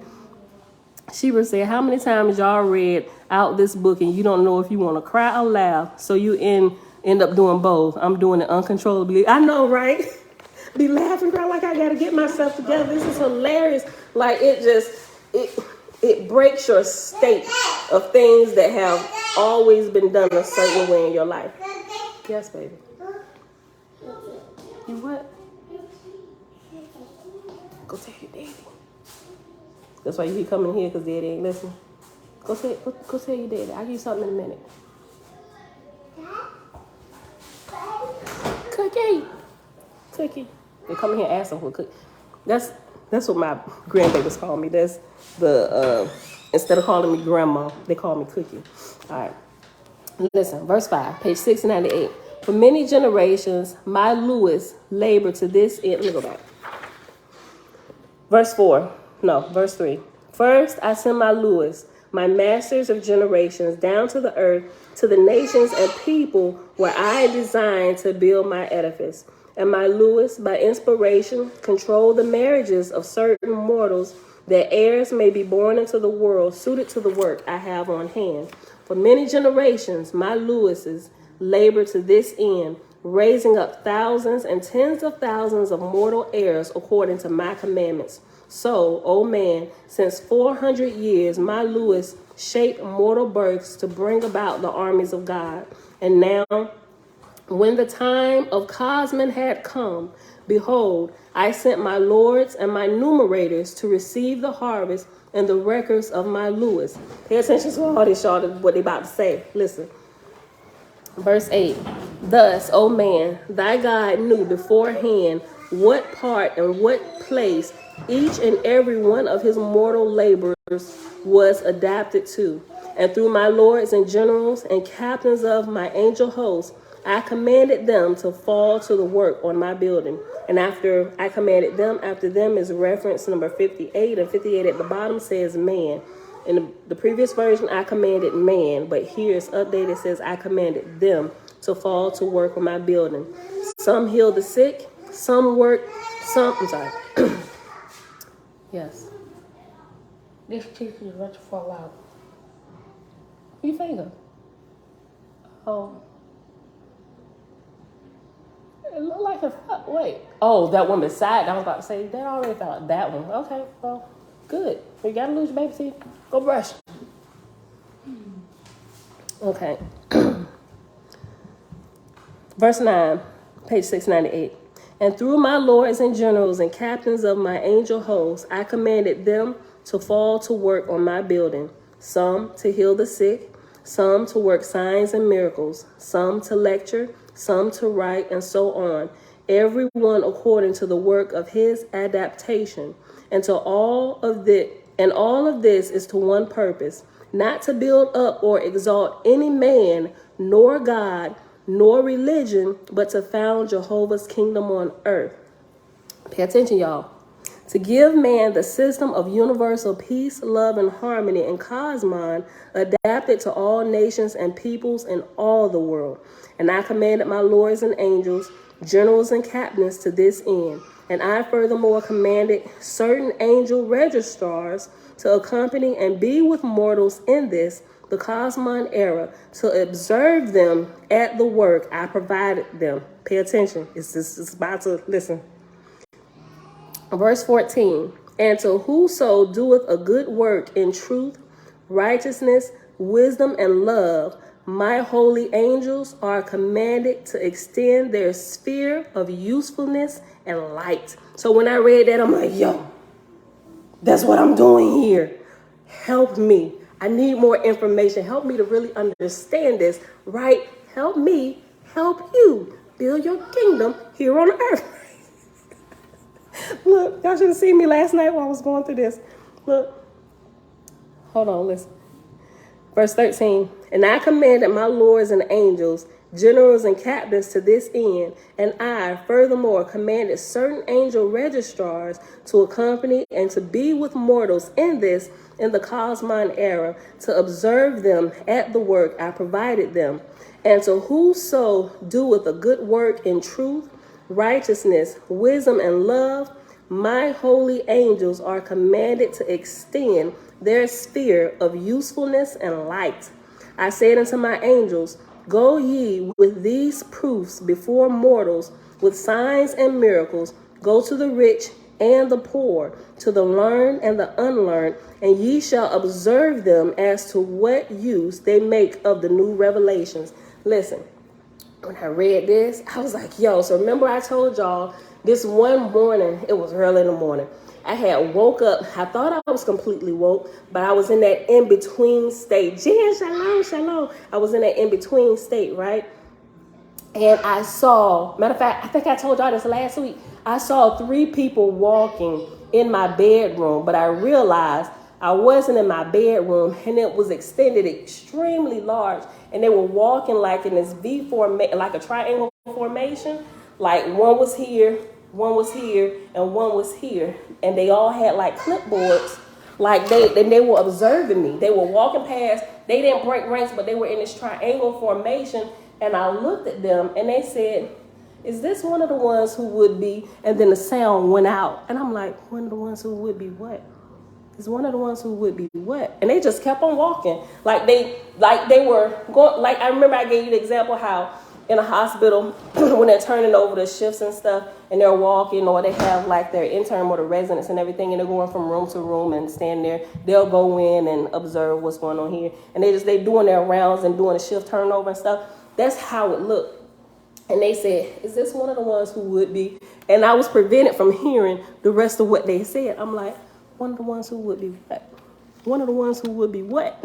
Right? And I said it so much trying to get what they were saying, and they kept on moving. I saw the lips move. They just kind of kept on going, like they were looking at other things, observing and writing. I'm like, one of the ones who would be what? Yes, baby. Me and just gonna get some cookies. Why is sweets the first thing y'all think about when y'all wake up in this house? Me and just want some cookies. No. That's what I had to ask you. Dad told y'all come ask me. Well, I'm saying no. Wait, how about we eat something else before we start up with the sugar? I'm gonna cook something in a minute. No. Yeah, so, well, That's disgusting. Oh, Bella. I don't know what to say. I guess you just want to get cookies today.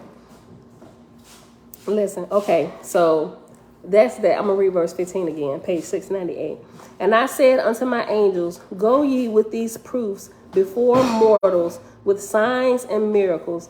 Go to the rich and the poor, to the learned and to the unlearned, and ye shall observe them as to what use they make of the new revelation. Listen.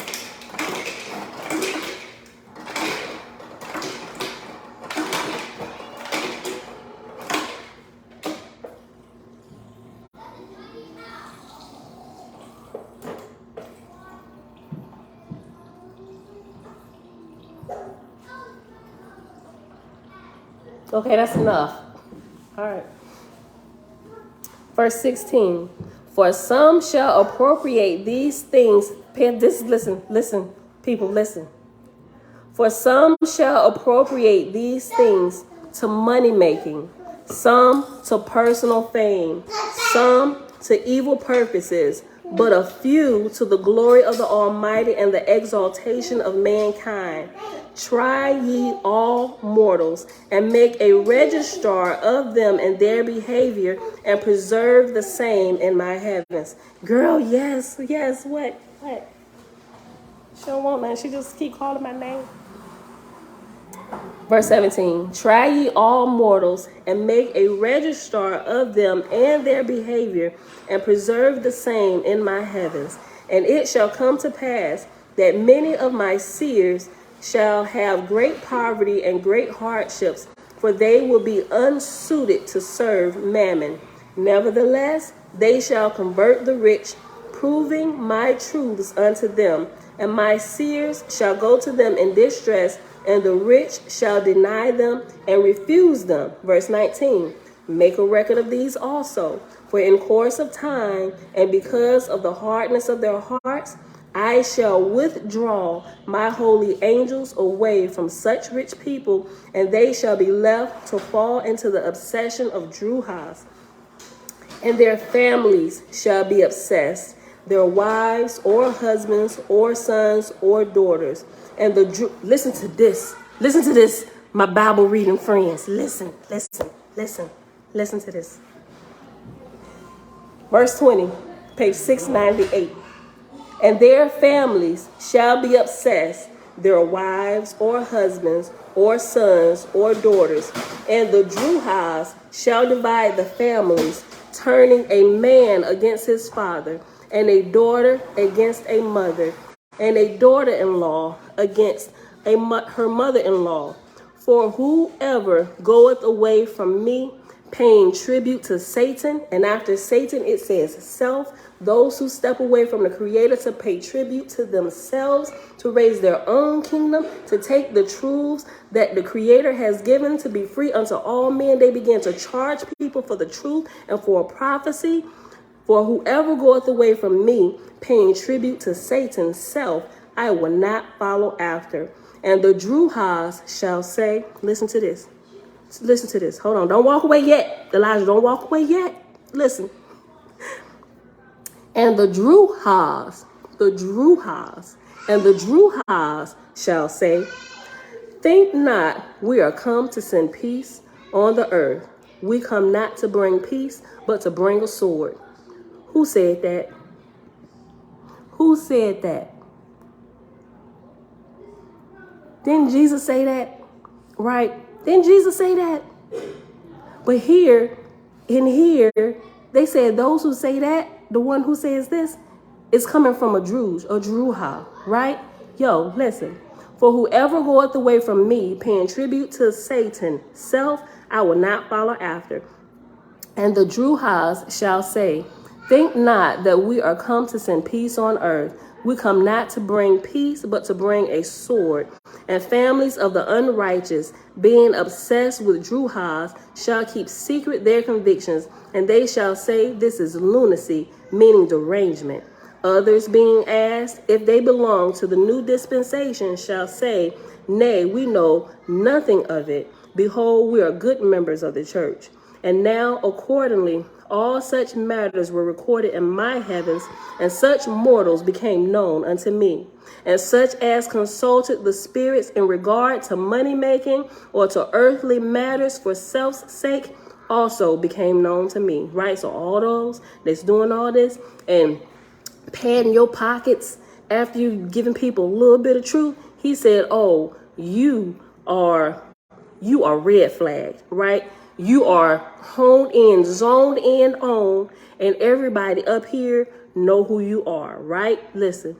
And such as consulted the spirits in regard to money making or to earthly matters for self's sake also became known to me. And listen, here's what he said. After we done red flag all y'all, the money making prophets, right? The money making seers, everybody that's using all this wisdom that I've given to all mankind for free, everybody that's charging for what I have given to man for free, the bullseye is on you. And here's what he say about them. And such as consulted the spirits in regard to money making or earthly matters for self's sake also became known to me. And I commanded my holy angels to withdraw from all mortals who were not working for Jehovah's new kingdom, who were of no profit in the resurrection of man. And behold, this was also done. He said, although you're down here taking a profit, you are of no profit to me. And he told him all the angels withdraw from every single one of them, right? So now we know, we can identify if you have prophets in the pulpit or somebody that want to come give you a word from the Lord, right? You best know that even if they got angelic activity going on around them, it is not coming from the Creator, right? It's Jehovah's, fetals, and familiar spirits who are working with them because they have gotten off track. Do not find yourself in their path. Listen, let me just read it because it's 31 verses and we was at 28. So let me go back up a little bit. I'm gonna go back to matter of fact, let me just go back. Let me go back to 19 because when I'm done, we're gonna have to end. That's gonna be it for today. So let me go all the way back to verse 19. I want to say let's go back to 1. But verse 19, let me go to 17. No, the money making. I got to go to 16. Okay. Verse 16. For some shall appropriate these things to money making, some to personal fame, some to evil purposes, but a few to the glory of the Almighty and the exaltation of mankind. Try ye all mortals. Give them all a chance. Give them all a chance. Let's see what they do. Let's see what they do with this information they learned while they were still in the house with daddy and mom. Let's see how they use this information when they get out there on their own. Give everybody a chance. For some shall appropriate these things to money making, some to personal fame, some to evil purposes, but a few to the glory of the Almighty and the exaltation of mankind. Try ye all mortals, and make a register of them and their behavior, and preserve the same in my heavens. And it shall come to pass that many of my seers shall have great poverty and great hardships, for they will be unsuited to serve mammon. Nevertheless, they shall convert the rich, proving my truths unto them. And my seers shall go to them in distress, and the rich shall deny them and refuse them. Make a record of these also. For in the course of time, and because of the hardness of their hearts, I shall withdraw my holy angels away from such rich people, and they shall be left to fall into the obsession of Jehovih, and their families shall be obsessed, their wives or husbands, or sons or daughters, and the Jehovih shall divide the families, turning a man against his father, and a daughter against a mother, and a daughter-in-law against her mother-in-law. For whoever goeth away from me, paying tribute to Satan, self, I will not follow after. And the Jehovih shall say, think not that we are come to send peace on earth. We come not to bring peace, but a sword. And families of the unrighteous, being obsessed with Jehovih, shall keep secret their convictions, and they shall say, this is lunacy, meaning derangement. Others, being asked if they belong to the new dispensation, shall say, nay, we know nothing of it. Behold, we are good members of the church. And now, accordingly, all such matters were recorded in my heavens, and such mortals became known to me. And such as consulted the spirits in regard to money making, or to earthly matters for self's sake, also became known to me. And I commanded my holy angels to withdraw from all mortals who were not working for Jehovah's new kingdom, who were of no profit in the resurrection of man. And behold, this was also done. And it came to pass that many whom I had offered the exalted work fell into the hands of Jehovih. And after offered the exalted work, after the, it has reference number 59, and it says 59 down here. Many to whom I had designed for exalted work, right? Kind of just like you start off good, the gods and everything, and then they were once righteous, and then they fall into the lowest depths and they become false gods, right? It's like the same process is happening over and over, here in the flesh and out of the flesh. It's, everything we're doing is always being done over and over. Like the pattern is there for us to see, if we could only but see and gain the wisdom and use it. Verse 28, and I commanded my holy angels to withdraw from all mortals who were not working for Jehovah's new kingdom, who were of no profit in the resurrection of man. And behold, this was also done. And it came to pass that many whom I had offered the exalted work fell into the hand of Jehovih, and they held conferences and were divided, man against man, woman against woman, full of boasting and short-sighted wisdom, seeking the applause of the multitude. And so my angels sifted them and sorted them, in order to find such as were willing to sacrifice self for the sake of the Father's kingdom. These I drew aside, and I said unto them, ye that choose to serve Jehovah, behold, Jehovah hath chosen you also.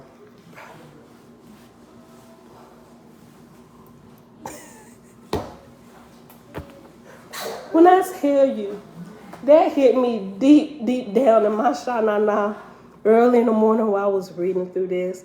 And I'm just like, yo, what manner of words are these? Like, it literally lays it out.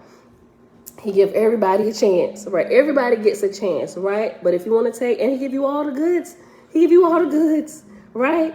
And you can choose what you want to do with it. You can take it and you can use it for self-aggrandizement, or you can take it and choose to put self aside and be like, you know what? I'm rolling with you. I love these truths. I want to continue getting these truths. So I'm going to sacrifice myself and my wants to help you build this beautiful thing that I cannot deny. Let's get on with the work, right? Boy. And when you do that, boy, how temptations come to see if you're really standing on what that oath that you just gave, right? But it has to come. You have to see the strength within yourself to make sure the Father knows, but you need to absolutely make sure that you are completely, for lack of a better word, sold out to the Creator and the Creator alone. Like, we need to know when we see you, Creator, gang. Ain't no playing with them. There's nothing you can, just like Eleazar, his wife and his 7 sons, Creator, gang, right? It's like we running, jumping in the fire. Creator, gang. Ain't nothing you could do to deter us. Creator, gang, all day long. I'm just like, whoo. So I had to read this to y'all today. This completely blew my mind. All the early hours of the morning and stuff. I'm like, yo, where have these words been? But the words have always been there. They've been floating around since what, 1828, the 1880s? I didn't know about it. I wasn't born till 1979. A whole however many years later, right? And then I still didn't learn about this until this very year, a few months ago when we started reading. Like when I finally opened it up, I'm like, yo, what is this? What is this, right? There are no human words that I can use to describe the experience and the richness of my spiritual life that has begun to happen since said book has crossed my path. Yo, this is, I don't know what else to say. But we are at the 2-hour mark today, and this is gonna be it today.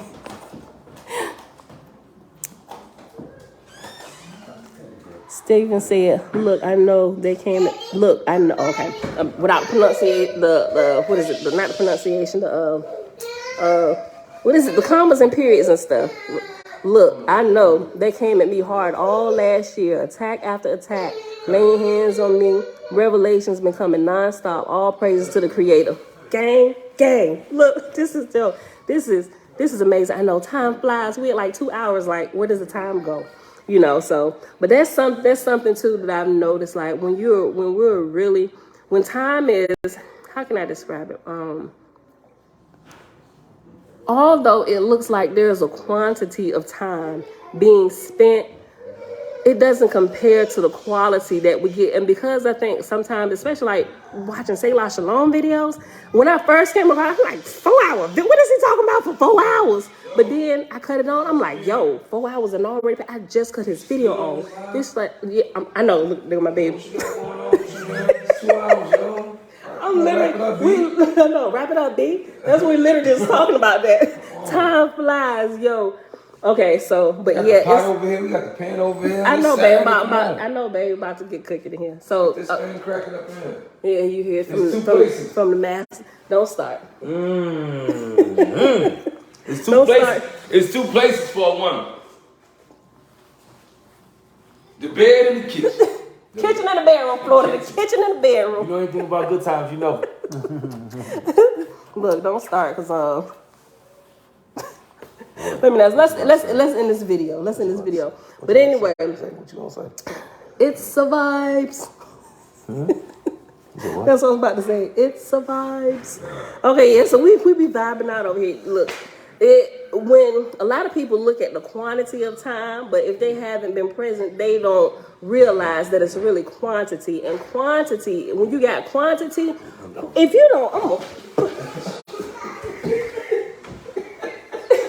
better stop. James Murphy. Look, I didn't say the whole government name. Look at us like that, like it's nasty. You saying that on a call? Thank Thank you, son. Thank you. Thank you. You talk to your father. Talk to your father. This is not the line for that. The grown women that trying to receive something completely different. Hey, this is mine over here. Okay, we really gotta go now.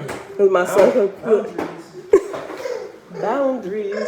Look, okay, but it's really when there is quality. Quantity is non-existent because quantity comes if you have good. I'm getting tongue-tied. When there's quality, the focus on. Let's say it right. When you have quality, the focus on quantity goes out the window because you can't even compare the two, right? So that's how time be flying, especially when it's good stuff and the Father shows up and you get like true wisdom. It's like, where did the time go? Like we've been here for 5 hours. Oh my gosh, it don't even seem that way for us who were here. But those on the outside, like, look, I'll be back. Y'all doing this. It should not last this long. Come join us. Come join us. Okay, let me stop. My husband. All right, man, we gotta go. Okay, y'all. Happy Saturday. I'm about to do it again. Okay, y'all. It is Saturday, July the 30th, 2022. Day 172 of year 4. Reading through the books of the law and the prophets, another 4-year consecutive day count. Day 1190. We read pages 362. I gotta go back because I didn't even mark it. 362 in the book of Wars Against Jehovah. 362 to 365. Just do them quick and do it. And then we hop over to the book of Judgment, right? Book of Judgment, and we read page 698 to 690. No, I'm sorry. No. 696. We started on page 696, chapter 36 in Book of Judgment. Started on page 696, and then we ended on page 698. What's that? 696 to 698, yeah. Chapters 30. We read a little bit of 35. Chapters 36 and 37. Okay, I'm gonna remember to share that the older lady who did a deep, in-depth study of Oahspe, and she shares what caught me because she started sharing a lot of like paranormal stuff, and like I got a whole life education with otherworldly things happening. So anything paranormal catches my attention because I can feel it, I can sense it. I've been having all kind of experiences with it, and I've been looking for help to try to understand what the crap is happening. Right, so that's what really caught my attention. And then when she said Oahspe, and then when she came across it and how it helped her, I'm like, yo, I gotta look her up. Went to Amazon. I'm like, yes. So I'm gonna share it here. As soon as we get off, I'm gonna share the link. I'm gonna give the video that she did with the interview. Try and stick through the video, y'all. You got 2 other guys up there. They're talking. It's good, but you can tell that they just kind of working through. Okay, so how do you know it's true, and what have you found? They're asking questions. I shouldn't be so hard. They were asking questions. They were really trying to grow and all that good stuff. So that's it, y'all. Yes, love you all, everybody. Jamil, Shebrew. I'm gonna get shout outs to everybody. Hold on, let me start at the top. Let me go all the way to the top. I want to make sure I ain't miss nobody. Sometimes when I come back and look at the video, I be missing people said stuff, and I don't be ignoring y'all on purpose, but the thing be moving so fast. And okay, all right. Shout outs from the top. Auntie Belinda Brown, Vinette, Ali, Mom, Alazar, Set Apart Living, Anita, Oahspe College University, Set Apart Living, Cosmon, Cal. Y'all go to Cosmon Cal channel if y'all haven't. Subscribe to him and Selah Shalom. They be reading through the Oahspe, and it's good to listen to different perspectives from different people and their life experiences, applying Oahspe to their life. It helps the overall education, right? You got different insights because we all come from different backgrounds and we see things different, but still it's love and light.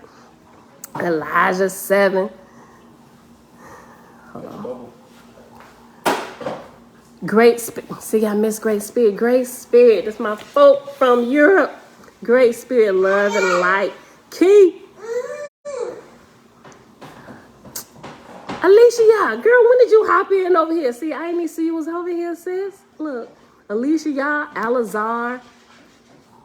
Shireen Lazada. Shalom, sis. Stephen. I think that's everybody. It's just repeating. Francis.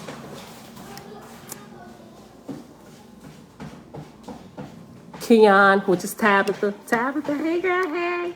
Hold on. I think that's it. Anita. Did I say Anita already? Anita.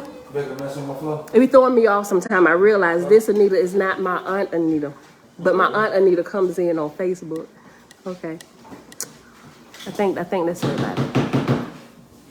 You making a mess on my floor. Shayla. I ain't miss Shayla. I saw you when you came in. Shebrew. Don't know. Hold on. Okay. A lot of comments today, y'all. Jamia. Huh? Jamia. I hope I ain't messing your name up. Hold on. Jen. Hey, girl, hey. No. Lindsay. Yeah. Shalom. Tigva. Hey, girl, hey. Okay. Okay. Okay. Okay. Give me a kiss. All right. Now I think that's it. I think. Kiss you on your forehead. I'm still scrolling. Forehead kiss. Yeah. Uncle JB. Shalom. Oh, shoot, it just jumped. Hold on. But I think that was it. Okay, it jumped all the way to the bottom. Okay, it was a question about the Sabbath. My mom said somebody said something about the Sabbath. I didn't skip. Okay. Yo, something came in the Amazon came. Didn't Amazon come yesterday, babe? Yes. What they bring? I ordered towels. Some thick towels. Yeah.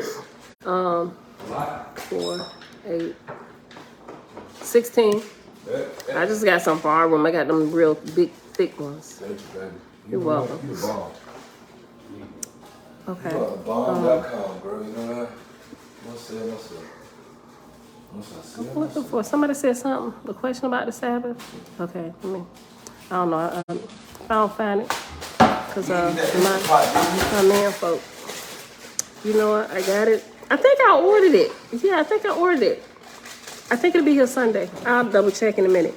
Okay, you know what? I'll go through. I don't see the question. Who had the question about the Sabbath? I'm scrolling on fast. I don't see it.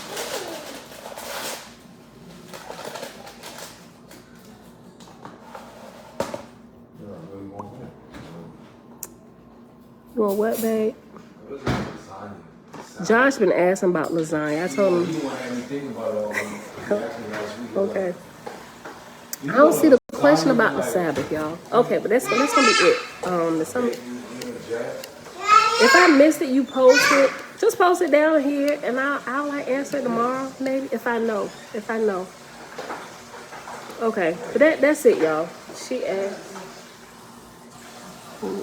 Hey, we gotta go to Oh, when is it? Oh, that's when is it Sabbath? You know what?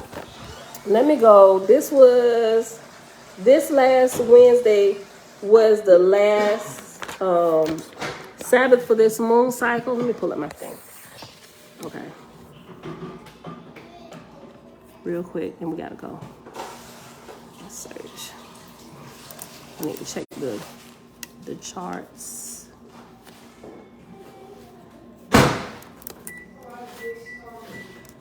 I seen it turn off. Hold on, Jason.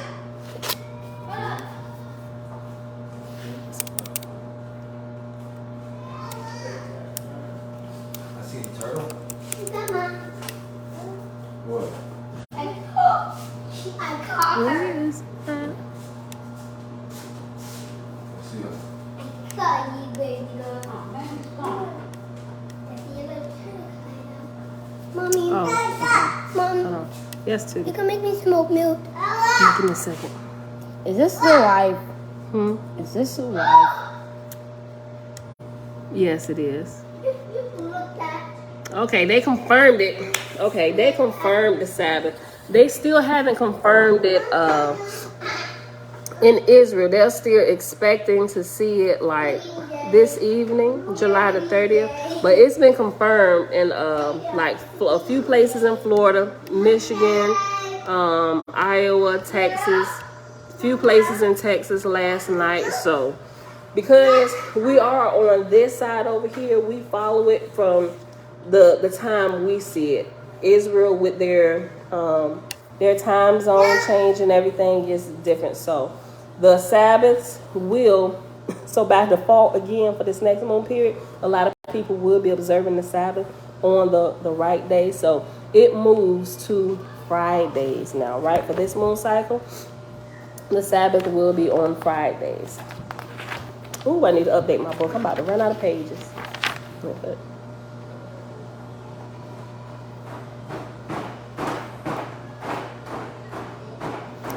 so August the 5th, this upcoming Friday, will be the first Sabbath for this next moon cycle. All right, yep. So that is it, beautiful people. So let's go ahead and get out of here. I love y'all. And that's it. Continue walking in the truth, and may the Great Spirit bless you. And may you not be known. May you not be known to have you stricken from the books. Like they said back here, those I also know who took the truth and used it for self. May you not be one who takes the truth and use it for selfish reasons and selfish gains. May you take the truth that the Great Spirit, that the Creator, that Yah gives to us to develop yourself, that you may help develop everybody else. Right? All right, y'all. So, yes, that means yesterday was New Moon Day. Yes, that's correct, Anita. All right, y'all. Wait. Yeah. That's right. End it. Can you end it? I'm about to end it. Please. All right, y'all. That's it. I love y'all. I'll see y'all back here tomorrow morning, 7:30. Remember, on the weekends, it's 7:30. Give us an extra 15 minutes, but during the week, 7:15. If it's a Sabbath, we not here, period. Right? So we just resting on that day. So with that being said, I love y'all. And I'll see y'all back here tomorrow morning. So I'm going to let him end this one. You can end this one. See y'all back here. No, I love you. Hey, girl. Hey, 7:30 a.m. Eastern Standard Time. Peace.